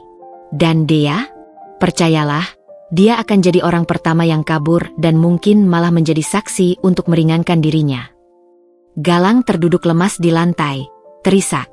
Dunianya, yang dibangun di atas kebohongan, benar-benar runtuh dalam sekejap. Aku akan pilih yang pertama, bisiknya, tak berdaya. Pulang. Sekarang. Dan jangan kembali sebelum semua urusan dengan Rara selesai secara hukum. Proyek dari ayahku otomatis dibatalkan. Kau harus menghadapi konsekuensi dari pilihan-pilihanmu sendiri, tanpa penyelamat. Melihat dia merangkak bangun, tubuhnya lunglai penuh kehancuran. Seharusnya ada belas kasihan. Tapi yang ada hanya rasa jijik yang mendalam. Lelaki ini telah mengotori segalanya. Cinta, pernikahan, kepercayaan. Setelah Galang pergi dengan tergesa-gesa, mengambil tas kecil dan pergi tanpa menoleh, aku menutup pintu. Aku pelan-pelan merosot di balik pintu, dan baru saat itulah, di kesunyian rumah yang tiba-tiba terasa sangat besar dan kosong, aku menangis. Tangisan untuk diriku yang tertipu. Tangisan untuk Aruna, yang status ayahnya kini dipertanyakan. Tangisan untuk Rara dan Dimas di kampung, yang juga adalah korban dari nafsu dan kebohongan yang sama. Dia, dengan tawanya yang keras, mungkin mengira dialah musuh terbesarku. Tapi ternyata, musuh terbesarku adalah Fata Morgana yang selama ini kusebut suami. Dan kini, Fata Morgana itu telah sirna, meninggalkan aku sendirian di tengah gurun realita yang kejam dan tandus. Pertempuran belum usai. Bahkan, mungkin baru saja memasuki babak yang paling berdarah. Rumah itu sekarang terasa seperti sebuah kapal besar yang ditinggalkan nahkodanya. Sun. Hanya diisi oleh tangis rewel Aruna dan bunyi mesin pompa ASI yang berdegung, seperti detak jamur di tengah kesepian. Setelah Galang pergi dengan tergopoh-gopoh, seperti pencuri yang kabur dari TKP, aku menghabiskan sisa hari itu dalam keadaan mati rasa. Aku memberi makan Aruna, memandikannya, menidurkannya. Semua dilakukan dengan gerakan otomatis. Pikiran melayang jauh ke sebuah kampung di Ciamis dan kepada seorang anak bernama Dimas yang mungkin sedang menggigil demam. Malam pertama tanpa Galang. Aku tidak bisa tidur. Setiap bunyi kecil membuatku terjaga. Bukan karena rindu, tapi karena kewaspadaan. Ketika fajar menyingsing, keputusan telah matang di benakku. Ini bukan lagi tentang menyelamatkan pernikahan. Ini tentang menyelamatkan diriku dan Aruna dari reruntuhan kebohongan. Aku menelepon ayah. Suaranya masih berat karena baru terbangun, tetapi seketika jelas dan waspada saat ku menceritakan segalanya. Kedatangan Rara, foto, buku nikah, pengakuan Galang, dan kepergiannya. Ada keheningan panjang di seberang telepon. Lalu, ayah menghela napas. Suaranya berubah menjadi nada tegas yang biasa ku dengar saat ia harus membuat keputusan kritis di rumah sakit. Nak, jangan keluar rumah hari ini. Saya akan mengirim seseorang untuk menjaga. Dan saya akan menghubungi pengacara keluarga. Ini sudah bukan urusan rumah tangga lagi. Ini pidana. Yah, bagaimana dengan Aruna? Statusnya? Kita akan urus itu. Yang penting kau dan Aruna aman dulu. Galang mungkin dalam keadaan terpojok. Hewan yang terpojok bisa berbahaya. Tepat seperti yang dikhawatirkan ayah, Galang menghubungiku tengah hari itu. Suaranya parau, seperti orang yang tidak tidur semalaman. Eren, aku sudah di Ciamis. Aku sudah lihat Dimas. Kondisi dia lumayan parah. Sudah dibawa ke rumah sakit? Tanyaku dingin. Iya. Pakai uang yang kamu beri pada Rara. Ernie, terima kasih. Suaranya tersendat. Aku minta maaf. Benar-benar minta maaf. Apa yang akan kau lakukan, Galang? Jangan beri aku kata-kata. Beri aku tindakan. Aku akan urus perceraian dengan Rara. Dia bersedia. Asal aku tanggung semua biaya hidup dan pendidikan Dimas. Dan dia minta maaf padamu. Perceraian saja tidak cukup, Galang. Pernikahan kita tidak sah. Itu harus dibatalkan. Dan kau harus menghadapi konsekuensi hukum atas penipuanmu. Jangan, Ernie, tolong. Suaranya mendesak, panik. Aku akan berbuat apa saja. Aku akan kerja keras, bayar semua hutangku. Jauhi Dea, tolong jangan libatkan hukum. Aku bisa masuk penjara. Apa yang akan terjadi pada Dimas? Pada Aruna? Apa yang terjadi pada Dimas dan Aruna adalah konsekuensi dari pilihanmu, Galang. Bukan pilihanku. Hatiku keras, namun menyebut nama anak-anak itu membuat dadaku sesak. Kau punya satu kesempatan.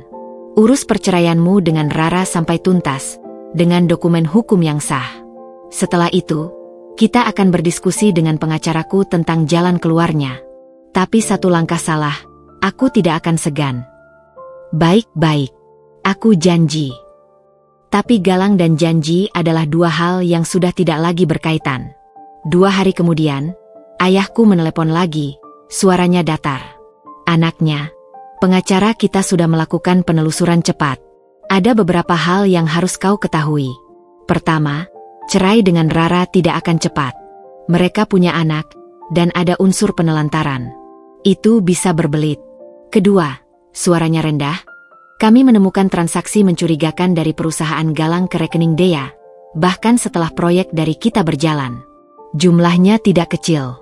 Dia masih membiayai gaya hidup selingkuhannya itu, mungkin dengan harapan bisa kembali. Mendengar itu, sisa-sisa belas kasihan lenyap. Di saat anak kandungnya terbaring sakit, dia masih menyedot dana untuk wanita lain. Dia tidak berubah.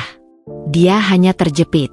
Dan ketiga, lanjut ayah, dia sedang aktif menghubungi investor gelap yang dulu dia tawarkan pada Galang. Tampaknya dia sedang berusaha menyelamatkan diri dengan menjual informasi atau aset perusahaan Galang dari dalam. Perusahaan itu benar-benar akan habis. Jadi apa yang harus kita lakukan, ya? Kita kumpulkan semua bukti untuk pengadilan nanti. Dan kau harus bersiap, nak. Topengnya sudah jatuh. Sekarang kita berhadapan dengan orang yang putus asa dan mungkin berbahaya. Bahaya itu datang tidak dari Galang, tapi dari kubu lain. Malam itu, teleponku berdering dari nomor tak dikenal. Bu Ernie, suara di seberang terdengar kasar, tak ramah. Iya, siapa ini? Saya rekan bisnis Mas Galang. Dia punya hutang pada kami. Besar. Karena dia kabur ke kampung. Dan kami tahu Bu yang pegang kendali keuangan sekarang. Kapan bisa kita bertemu untuk bicara penyelesaian? Ini ancaman terselubung. Kemungkinan besar ini kaki tangan Dea atau rentenir yang dia janjikan. Saya tidak bertanggung jawab atas hutang suami saya. Silakan hubungi dia langsung. Aku menutup telepon dengan tangan gemetar. Tak lama, pesan singkat masuk. Foto rumah kami dari berbagai sudut. Diambil diam-diam. Dan satu kalimat, urusan hutang ini harus diselesaikan, Bu. Untuk keselamatan keluarga. Aku langsung menelepon ayah. Dalam waktu kurang dari 1 jam, seorang pria bertubuh tegap dan sopan, mantar anggota Pas Pampres yang kini bekerja untuk ayah, sudah berjaga di pos Satpam kompleks. Ayah juga menyuruhku dan Aruna untuk mengungsi ke rumah orang tua untuk sementara. Dalam keadaan kalut itu, aku memutuskan untuk melakukan satu hal terakhir. Aku menelepon Rara. Wanita itu terdengar lelah, tapi lebih tenang. Dimas sudah mulai membaik, Bu Ernie. Terima kasih. Mas Galang di sini, dia seperti orang bingung. Bu Rara, saya perlu bertanya sesuatu. Jujur, apakah Galang pernah membawa seorang wanita bernama Dea ke Ciamis? Atau pernah disebut-sebut? Ada jeda. Dea, itu wanita dari Jakarta yang sering telepon dulu, ya? Sebelum dia putus kontak sama kami. Galang pernah bilang, dia partner bisnis yang membantunya. Tapi tetangga yang kerja di Jakarta pernah lihat mereka berdua di mall, mesra seperti suami istri.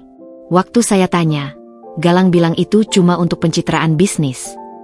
Lagi-lagi dia bukan hanya pelakor, tapi juga dalang di balik pemutusan hubungan Galang dengan keluarganya. Bu Rara, berhati-hatilah dengan Galang. Dan dengan siapapun dari Jakarta yang mencoba menghubungi ibu, terutama atas nama hutang. Kalau ada yang aneh, hubungi saya langsung. Setelah menutup telepon, aku memandangi Aruna yang sedang tidur. Wajah polosnya tidak tahu bahwa ayahnya telah menimbulkan badai. Aku harus melindunginya. Keesokan harinya, di rumah orang tua, pengacara keluarga, Pak Handoko, datang dengan berkas-berkas. Ibu Erni, berdasarkan bukti sementara, pernikahan ibu dengan Bapak Galang Pratama dapat dibatalkan dengan gugatan ke pengadilan agama, dengan dasar bahwa pada saat akad nikah, Bapak Galang masih terikat perkawinan yang sah dengan perempuan lain. Ini adalah perkawinan yang dilarang hukum. Bagaimana dengan hak Aruna? Secara hukum, sebagai anak yang dilahirkan dalam perkawinan yang kemudian dibatalkan, Aruna tetap memiliki hubungan perdata dengan ayahnya. Dia berhak atas nafkah dan waris. Tapi, dengan kondisi ayahnya yang kemungkinan akan memiliki banyak hutang dan tuntutan pidana, klaim itu bisa jadi rumit. Tuntutan pidana. Ya, ibu bisa melaporkan untuk pasal penipuan dan bigami. Itu ancamannya tidak ringan. Tapi, ini pertimbangan, jika dia dipidana, kemampuan memberikan nafkah pun hilang. Seringkali, korban memilih jalan perdamaian dengan ganti rugi. Aku menghela napas. Kepalaku pusing. Semua ini terlalu berat. Saya tidak ingin uangnya, Pak Handoko. Saya ingin keadilan. Saya ingin dia bertanggung jawab. Tapi, saya juga tidak ingin Aruna tumbuh dengan ayah di penjara. Kita bisa gunakan ancaman pidana itu sebagai alat negosiasi untuk mencapai kesepakatan yang adil untuk ibu dan Aruna, serta untuk istri dan anak pertamanya. Proses negosiasi itu dimulai melalui telepon. Galang, yang ketakutan, diwakili oleh pengacara bayaran murah yang ia cari di Ciamis. Di seberang lain, ada Pak Handoko yang dingin dan terukur. Inti kesepakatan yang diajukan pihak kami, 1. Galang harus menyelesaikan perceraian sah dengan Rara dalam waktu 3 bulan. 2. Galang harus menandatangani pengakuan bahwa pernikahan dengan kami tidak sah dan setuju untuk pembatalan. 3. Galang melepaskan semua klaim atas harta bersama, yang sebagian besar ternyata berasal dari keluargaku. 4. Galang wajib membayar nafkah bulanan untuk Aruna dengan jumlah yang disepakati, dijamin dengan notaris. 5. Galang harus mengakui secara tertulis semua hutang perusahaan adalah tanggung jawab pribadinya, dan melepaskan perusahaan yang sudah hampir bangkrut itu sebagai bentuk ganti rugi pada kami. Nilainya mungkin 0, tapi ini untuk pemutusan hak. 6. Jika semua dipenuhi, kami tidak akan melaporkan pidana. Galang, melalui pengacaranya, berusaha menawar, terutama soal nafkah dan pengakuan hutang. Tapi Pak Handoko tidak bergeming. Ini bukan pasar. Ini adalah konsekuensi. Pilihan ada di tangan klien Anda. Tanda tangani, atau hadapi kemungkinan 5 tahun penjara. Galang menyerah. Dia setuju untuk menandatangani semua dokumen setelah perceraiannya dengan Rara selesai.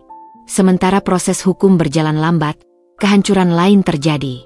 Dea, yang merasa dikhianati karena Galang, kabur, dan meninggalkan perusahaan yang jadi sumber uangnya, melakukan aksi balas dendam. Dia memberikan data internal perusahaan, termasuk yang berisi praktik markup dan dokumen palsu, pada para kreditur dan investor gelap. Perusahaan Galang diserbu. Asetnya disita. Namanya masuk dalam daftar hitam di beberapa asosiasi kontraktor. Berita tentang kebangkrutan dan skandal bigami Galang akhirnya bocor ke media industri. Sebuah portal online memuat berita singkat. Pengusaha muda Galang Pratama terjerat kasus bigami dan kebangkrutan. Aku melihat berita itu di tablet, di kamarku yang lama di rumah orang tua. Ada foto Galang dari profil LinkedIn-nya. Masih tersenyum percaya diri. Sekarang senyum itu terlihat seperti ejekan bagi dirinya sendiri. Topeng pengusaha sukses, suami ideal, telah runtuh sepenuhnya. Yang tersisa adalah seorang lelaki yang lari ke kampung, dengan 2 keluarga yang terluka, segunung hutang, dan seorang selingkuhan yang berubah menjadi algojo. Telepon terakhir dari Galang sebelum semuanya benar-benar ditandatangani, adalah permohonan maaf yang tak putus-putusnya. Eren, aku hancur. Aku kehilangan segalanya karena keserakahanku sendiri. Tolong, jaga Aruna baik-baik. Dan, maafkan aku, jika kau bisa. Aku tidak menjawab permintaannya untuk maaf. Aku hanya berkata, tunaikan kewajibanmu pada Dimas dan Aruna. Itu satu-satunya hal yang bisa kau lakukan sekarang. Kemudian aku menutup telepon. Di balik jendela, Jakarta bersinar dengan gemerlap lampunya yang tak pernah padam. Kota ini telah menyaksikan kebangkitanku sebagai istri yang naif, dan kini menyaksikan kehancuran total seorang lelaki yang memilih topeng daripada integritas. Runtuhnya topeng Galang bukan akhir. Bagiku, ini justru awal dari sebuah kebebasan yang pahit. Kebebasan untuk tidak lagi hidup dalam kebohongan. Dan untuk Dea, si gundik yang tertawa keras, karma untuknya masih dalam perjalanan.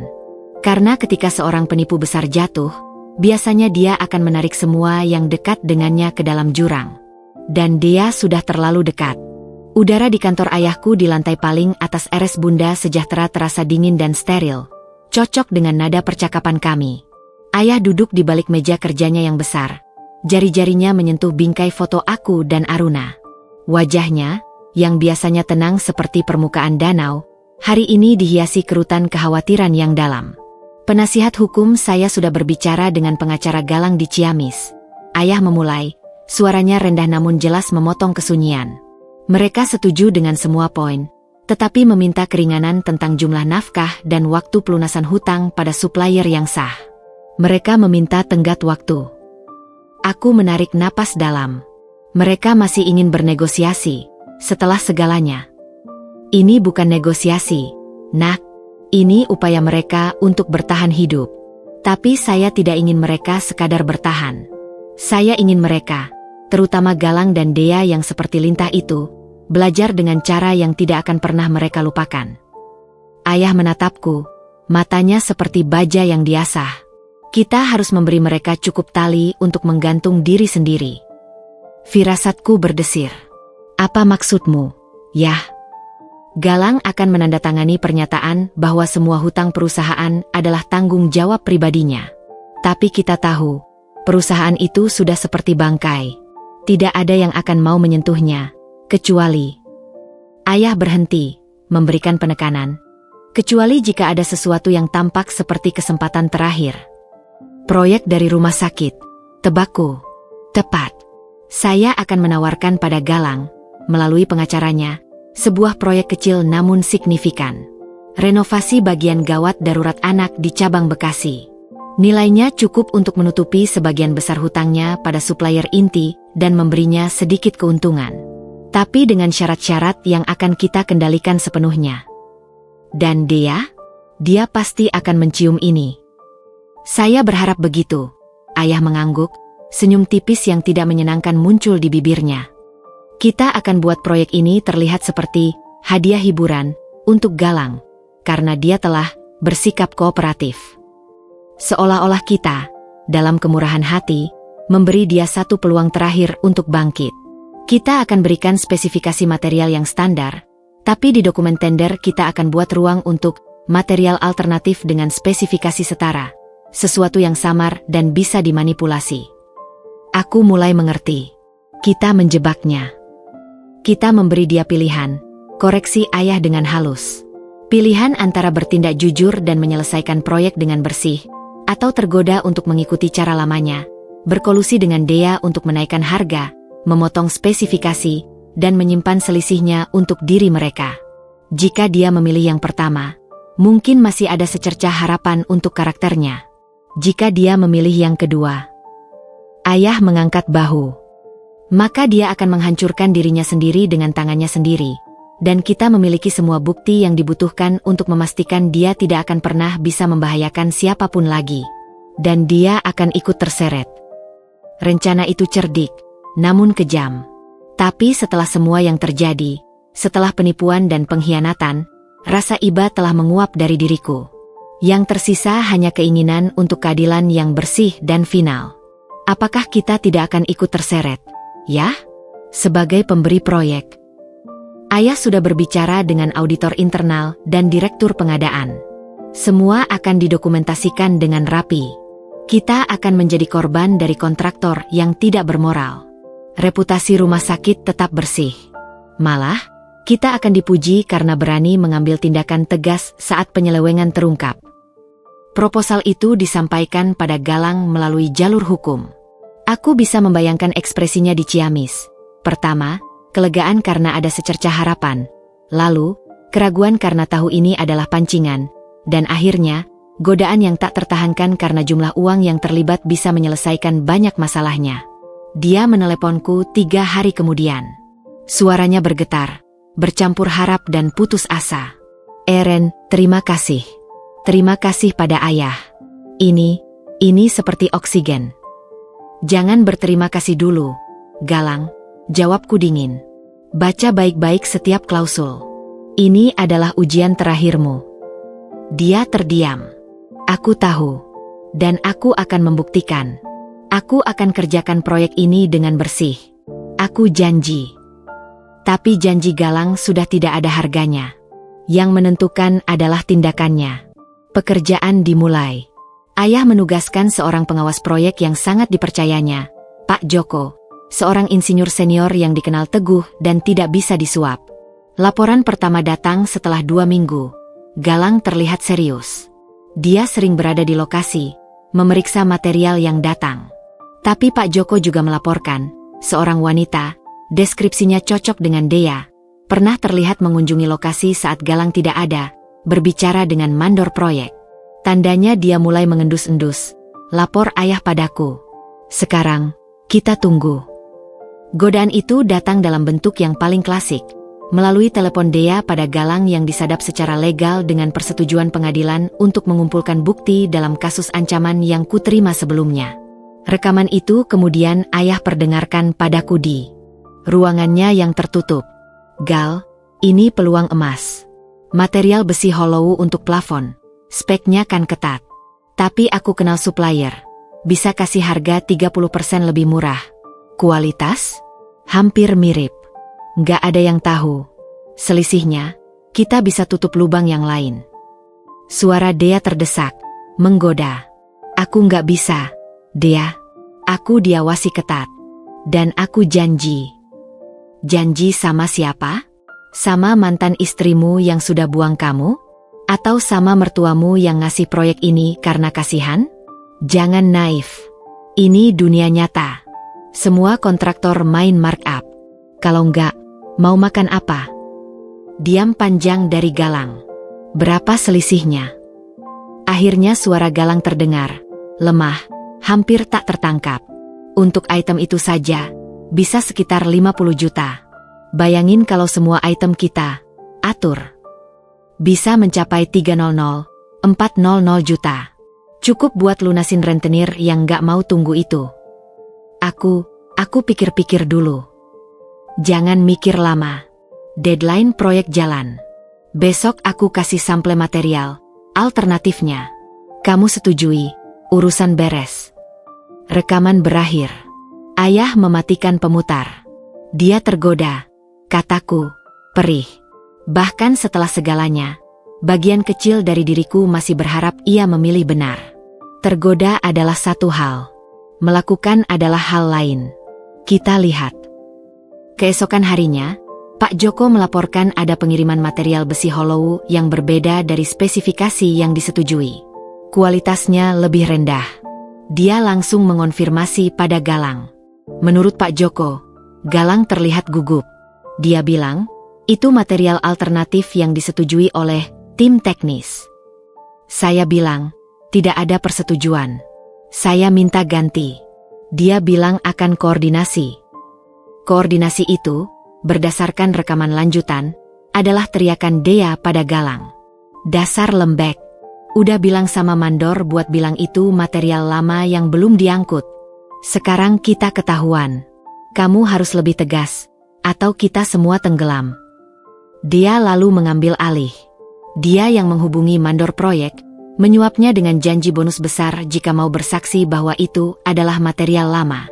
Dia juga yang mengontak supplier, gelap, untuk membuat faktur palsu sesuai spek. Ini sudah masuk tindak pidana pemalsuan dokumen, ujar pengacara kami, Pak Handoko, dengan puas. Kita sudah dapat bukti untuk lebih dari 1 pasal. Tapi ayahku mengangkat tangan. Tunggu. Biarkan mereka melanjutkan. Kita ingin mereka memalsukan lebih banyak, untuk nilai yang lebih besar. Biar jebaknya tertutup rapat. Kami memberi mereka ruang.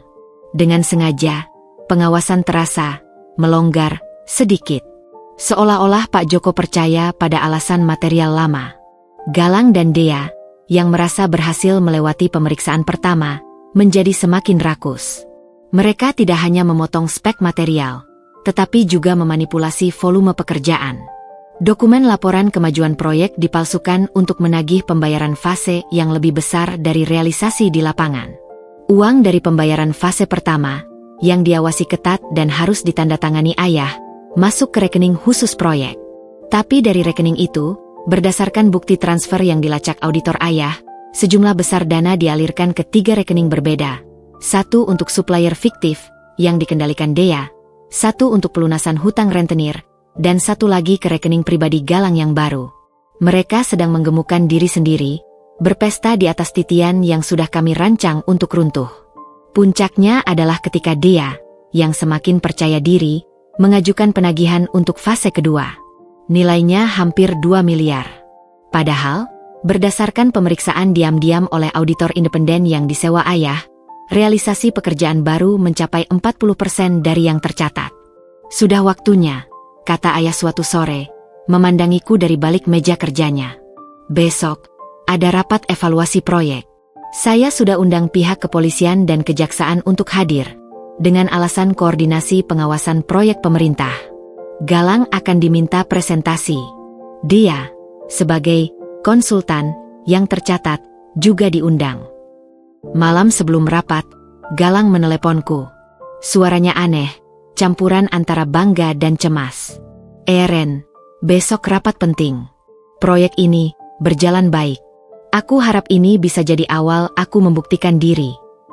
Ada kepolosan yang menyedihkan dalam ucapannya. Seolah-olah ia benar-benar percaya bahwa penipuan mereka berhasil. Semoga semuanya berjalan transparan. Galang, jawabku, menahan getir. Transparan. Iya. Dia terdengar ragu. Ren, kalau nanti semua ini selesai, dan aku bisa berdiri lagi, apa masih ada kesempatan untuk setidaknya menjadi ayah yang baik untuk Aruna? Pertanyaan itu menyentak. Di tengah semua kebohongan dan penipuan yang sedang ia lakukan, ia masih memikirkan hal itu. Atau mungkin itu hanyalah bagian dari topengnya yang lain. Fokus saja pada rapat besok, Galang. 1 hal pada 1 waktu. Aku menutup telepon, hati bergejolak. Besok, topeng terakhirnya akan dirobek dengan cara yang paling publik dan memalukan. Dan aku, yang dulu adalah istrinya, akan menyaksikannya dari barisan pertama. Sebagai korban, dan sebagai bagian dari mesin keadilan yang akan menghancurkannya. Balas dendam yang terstruktur ini hampir mencapai puncaknya. Dan di puncaknya, tidak akan ada yang tersisa dari sang pengusaha sukses, maupun gundik yang tertawa keras, kecuali puing-puing dari keserakahan mereka sendiri. Ketenangan yang menipu menyelimuti hari-hari menjelang rapat besar itu. Galang, yang merasa berhasil melewati pemeriksaan material Hollow, mulai menunjukkan kembali secuil kepercayaan diri yang dulu.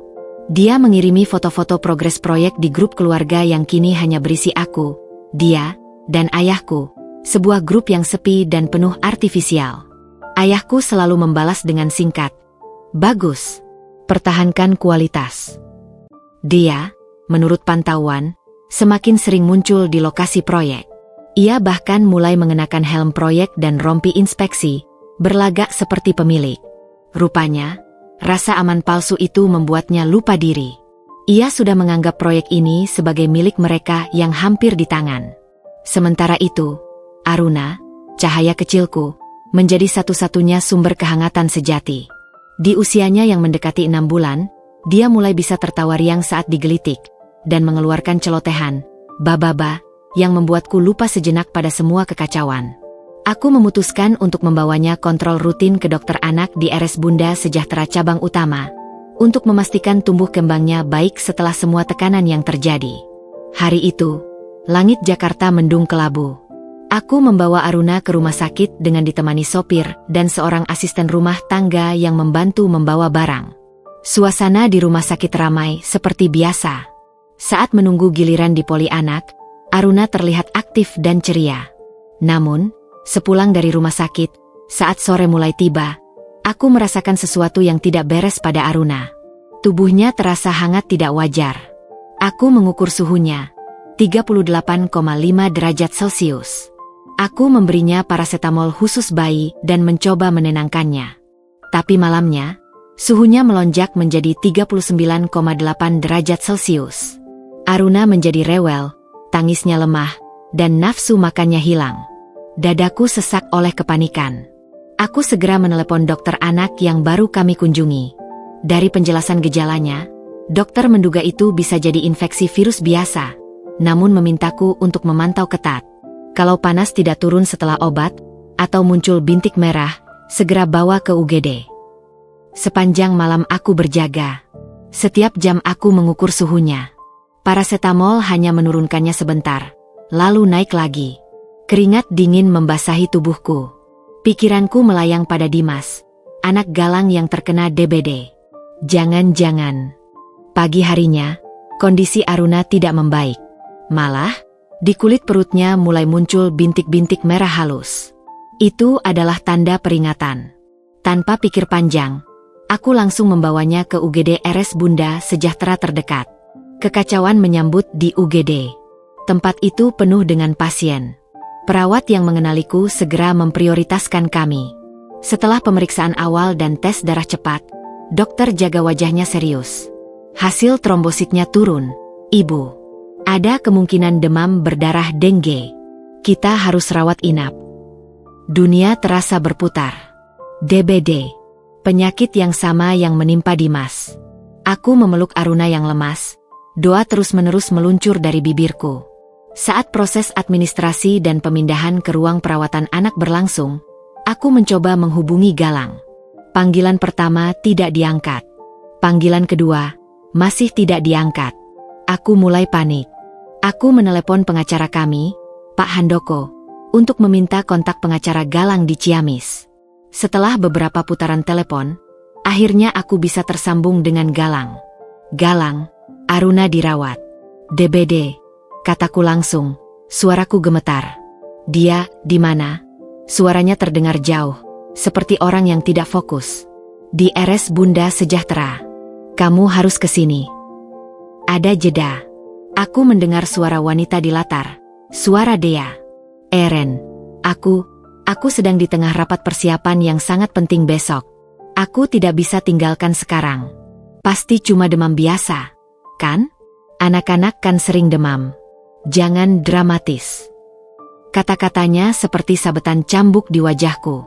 Jangan dramatis, persis seperti yang diucapkan dia dulu di ruang bersalin, tentang biaya. Dan Galang, lagi-lagi, mengulangi kata-kata itu. Galang, dia demam tinggi, ada bintik merah, trombositnya turun. Dokter bilang DBD. Ini darurat. Aku yakin dokter di rumah sakit ayahmu akan beri perawatan terbaik. Aku percayakan padamu dulu. Ya, aku harus selesaikan ini. Ini untuk masa depan kita juga. Masa depan kita. Suaraku nyaris menjerit. Aruna terbaring lemas dan kamu bilang tentang rapat dan masa depan? Dia anakmu. Ernie, jangan histeris. Aku akan usahakan datang besok setelah rapat selesai. Sekarang aku benar-benar tidak bisa. Lalu, telepon diputus. Aku berdiri terpaku di koridor rumah sakit. Handphone masih menempel di telinga. Suara beb panjang mendenging. Air mata tidak keluar. Yang ada hanya rasa hampa yang membeku, dan sebuah kepastian yang mengerikan. Lelaki ini benar-benar sudah tidak punya hati. Ayah dan ibuku segera tiba. Wajah ayah pucat mendengar kabar Aruna dan lebih pucat lagi saat ku ceritakan respons Galang. Dia sedang bersama Dea, bersiap untuk rapat besok, untuk mempresentasikan penipuan mereka. Gumam ayah, suaranya bergetar oleh kemarahan yang dingin. Baik, biarkan. Dia sudah membuat pilihannya. Sekarang, kita fokus pada Aruna. Malam itu adalah malam terpanjang dalam hidupku. Aruna dipasangi infus dan terus dipantau. Aku duduk di samping ranjangnya, menggenggam jari mungilnya yang panas. Setiap detak monitor jantungnya adalah doa. Ibuku bergantian menemaniku, sementara ayah berkoordinasi dengan dokter spesialis anak terbaik di rumah sakit. Di tengah keheningan malam yang hanya dipotong oleh bunyi monitor, pikiranku melayang pada Rara dan Dimas. Apakah dulu, saat Dimas sakit, Galang juga bersikap seperti ini? Sibuk dengan urusannya sendiri? Sekarang aku mengerti keputusasaan Rara. Ini bukan hanya tentang uang. Ini tentang merasa sendirian di saat pertaruhan hidup mati. Keesokan paginya, kondisi Aruna stabil, meski masih lemah. Dokter mengatakan ia merespon terapi dengan baik. Namun, aku tidak bisa lega. Karena hari ini adalah hari rapat. Ayah memintaku tetap di rumah sakit. Kamu tidak perlu melihat itu, katanya. Tapi aku bersikeras. Aku ingin melihat akhirnya. Aku ingin melihat karma yang tak lagi berbisik, tetapi menghantam. Dengan bantuan ibu yang menjaga Aruna, aku masuk ke ruang rapat melalui pintu belakang, duduk di area yang tersembunyi di balik panel kaca sepihak. Dari sana, aku bisa melihat seluruh ruangan. Ruang rapat itu megah. Di satu sisi meja panjang, duduk ayahku, beberapa direktur lain, Pak Handoko, dan dua orang yang kemudian aku tahu dari seragamnya adalah penyidik dari Bareskrim dan Kejaksaan. Di sisi lain, duduk Galang, dengan setelan jas yang rapi namun terlihat kusut. Di sampingnya, duduk Dea. Dia memakai blazer potongan tajam, rambutnya disanggul rapi, dengan senyum percaya diri yang menggelikan. Di hadapan mereka, ada laptop dan proyektor. Rapat dimulai dengan presentasi Galang. Dengan suara yang sedikit gugup tapi penuh usaha meyakinkan, ia memaparkan kemajuan proyek yang fantastis, menunjukkan grafik-grafik dan foto-foto yang kini aku tahu sebagian besar direkayasa. Dia sesekali menambahkan penjelasan dengan bahasa yang fasih, seolah dialah otak di balik semuanya. Setelah presentasi selesai, ayahku yang memimpin rapat, berkata dengan suara datar, "Terima kasih. Presentasi yang menarik. Namun, kami memiliki beberapa temuan dari tim audit internal dan pengawas proyek yang perlu diklarifikasi." Layar proyektor berganti. Bukan lagi slide Galang, melainkan dokumen-dokumen, foto perbandingan material spek versus material yang digunakan, faktur pajak palsu, bukti transfer ke rekening supplier fiktif, hingga transkrip rekaman percakapan Galang dan Dea tentang pemalsuan material. Wajah Galang berubah dari percaya diri menjadi pucat total dalam hitungan detik.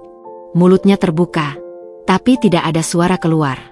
Dia, di sampingnya, mendadak tegang. Senyumnya lenyap, digantikan oleh mata yang membelalak penuh ketakutan. "Bapak Galang, Ibu Dea," sambung ayah, suaranya kini seperti pisau bedah. "Bisakah kalian menjelaskan semua perbedaan ini? Atau lebih tepatnya, penipuan yang terstruktur ini?" Dia adalah yang pertama bereaksi. Dia berdiri, suaranya tinggi dan defensif. Ini pasti kesalahan. Atau mungkin ada oknum di lapangan yang berbuat curang tanpa sepengetahuan kami." "Oknum?" Ayah menukas. "Bukti transfer ke rekening ibu yang atas nama perusahaan fiktif ini, juga kesalahan oknum?" Percakapan ini, ia menunjuk ke speaker yang kemudian memutar cuplikan suara Dea mendesak Galang untuk markup, juga rekayasa oknum. Galang masih terduduk diam, seperti patung lilin yang mencair. Keringat mengucur deras di pelipisnya. Lalu, ayah menatap Galang. Suaranya tiba-tiba berubah, mengandung nada yang hampir seperti belas kasihan yang pahit. "Dan, Bapak Galang, di saat putri Bapak sendiri, Aruna, terbaring di ruang perawatan anak lantai bawah ini, terkena DBD, Bapak memilih untuk berada di sini, mempresentasikan kebohongan, bersama wanita ini. Sekarang, Semua mata di ruangan itu tertuju pada Galang. Tatapan para direktur, penyidik, dan jaksa penuh dengan hinaan dan kengerian.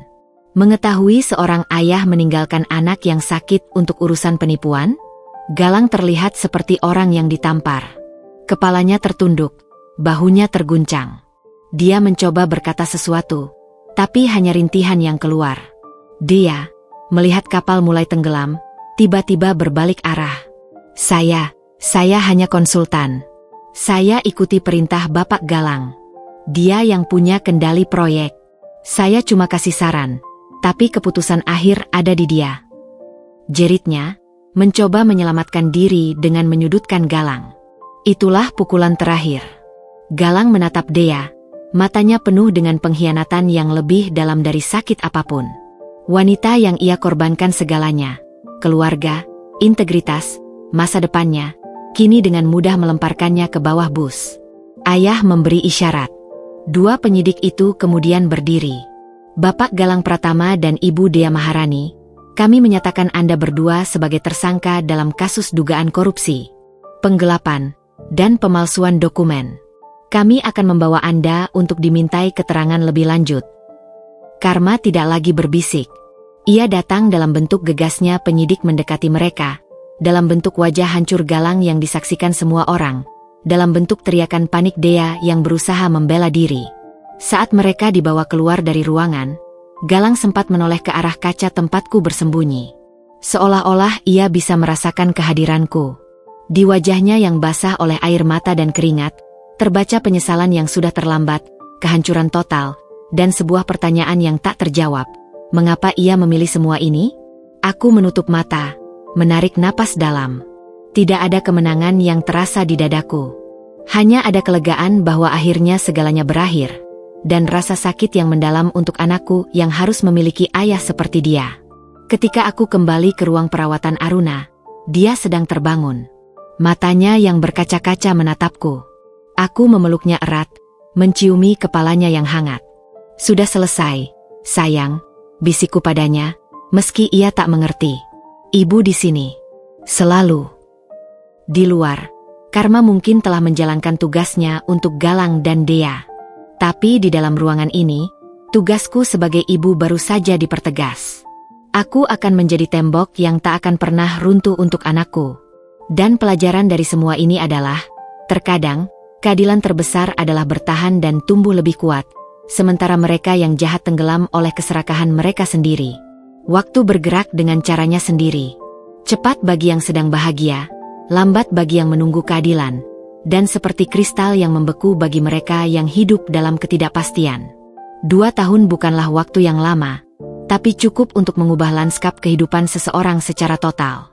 Aku berdiri di teras rumah baruku, sebuah rumah kontrakan sederhana namun nyaman di kawasan Bintaro. Tidak seluas dan semewah rumah di Kelapa Gading dulu, tapi setiap jengkalnya terasa milikku sepenuhnya. Tidak ada hantu-hantu masa lalu yang berkeliaran di sini. Di halaman kecil, Aruna yang kini sudah bisa berlari-lari dengan gemas, sedang sibuk menyiram tanaman palsu di pot mainannya. Tawanya yang jernih, seperti bunyi gemericik air di tengah kesunyian, adalah musik yang memulihkan jiwa. Proses hukum terhadap Galang dan Dea berjalan dengan kecepatan yang mengejutkan berkat kelengkapan bukti yang disiapkan ayah. Kasus korupsi proyek rumah sakit itu cukup jelas. Ditambah dengan laporan terpisah dari beberapa supplier lama yang merasa ditipu, serta data dari rentenir yang akhirnya berani bicara setelah Galang jatuh, membuat posisi mereka sangat sulit.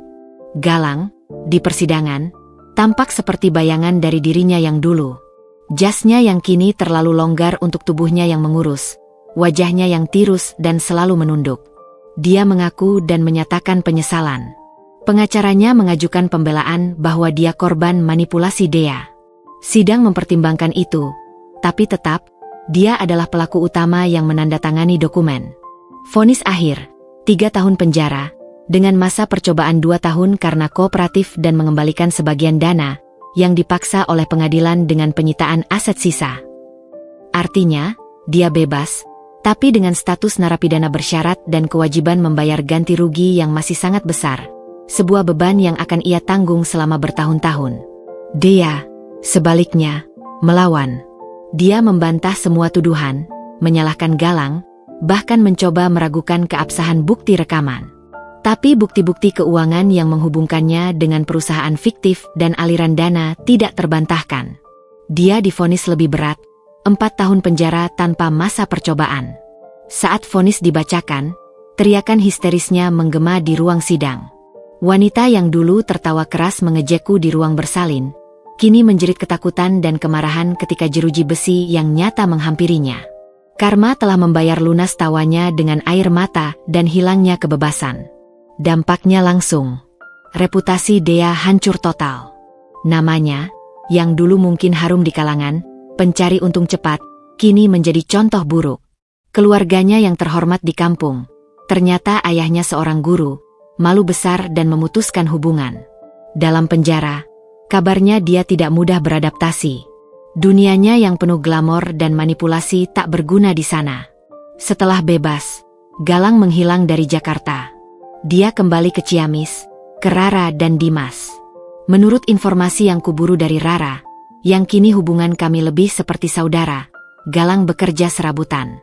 Kadang jadi kernet truk, kadang bantu-bantu di bengkel. Hidupnya jauh dari gemerlap. Dia membayar nafkah untuk Aruna secara rutin, meski jumlahnya tidak banyak. Itu satu-satunya hal konsisten yang dilakukannya. Aku menerimanya tanpa syarat, bukan karena butuh, tapi karena itu adalah pengakuan tanggung jawabnya. Untuk Aruna, pernikahan kami yang palsu dengan mudah dibatalkan pengadilan. Statusku kembali sebagai perempuan lajang. Bekas, perusahaan, Galang dilikuidasi. Ayahku membantuku mengelola sisa-sisa asetnya yang bersih, hanya sedikit, dan kugabungkan dengan dana dari keluargaku untuk memulai usahaku sendiri. Aruna S Kitchen, catering sehat khusus ibu hamil, menyusui, dan makanan pendamping ASI. Bermodal dari pengalamanku dan dukungan jaringan ibu-ibu yang kukenal, usaha itu perlahan berkembang. Tidak besar, tapi cukup memberi kebanggaan dan kemandirian finansial. Suatu sore, ketika aku sedang menyiapkan pesanan untuk besok, telepon berdering. Nomor penjara. Halo. Ibu Erni. Suara di seberang lemah, lirih, hampir tak terdengar. Iya, ini Dea. Iya. Ada jeda panjang, seolah dia menarik napas dalam-dalam di balik kawat. Saya mau minta maaf. Sungguh. Aku diam. 2 tahun lalu, permintaan maaf ini mungkin kutunggu. Sekarang, rasanya seperti membaca sebuah kalimat dari buku lama yang sudah tutup. Saya terima, jawabku akhirnya. Bukan, saya maafkan. Hanya, saya terima. Karena maaf adalah miliknya untuk diminta, dan milikku untuk diberikan atau tidak. Dan hatiku masih menyimpan bekas luka yang terlalu dalam untuk pengampunan mudah. Saya hancur di sini, Bu Erni. Semua orang membenci saya. Keluarga saya. Suaranya terisak. Saya butuh bantuan. Apakah Ibu Erni bisa? Saya dengar Ibu punya koneksi yang baik. Mungkin, untuk pembebasan bersyarat. Atau, aku memotongnya. Dia, hidup saya sekarang adalah tentang membayar yang tulus, bukan yang dipaksakan. Saya membayar sewa rumah, membayar gaji karyawan, membayar cinta saya pada anak saya dengan perhatian penuh. Kau punya keluargamu sendiri. Ibu, bapak, saudara. Hubungilah mereka. Mungkin inilah saatnya kau belajar membayar, dengan caramu sendiri. Dia terdiam. Lalu, sebuah isakan putus asa. Saya mengerti. Terima kasih atas jawabannya. Selamat berjuang, Dia, ucapku, sebelum menutup telepon. Aku meletakkan telepon, menatap Aruna yang sedang asyik menyusun balok kayu. Tidak ada rasa dendam yang tersisa. Hanya ada rasa syukur bahwa aku dan anakku telah melewati badai itu.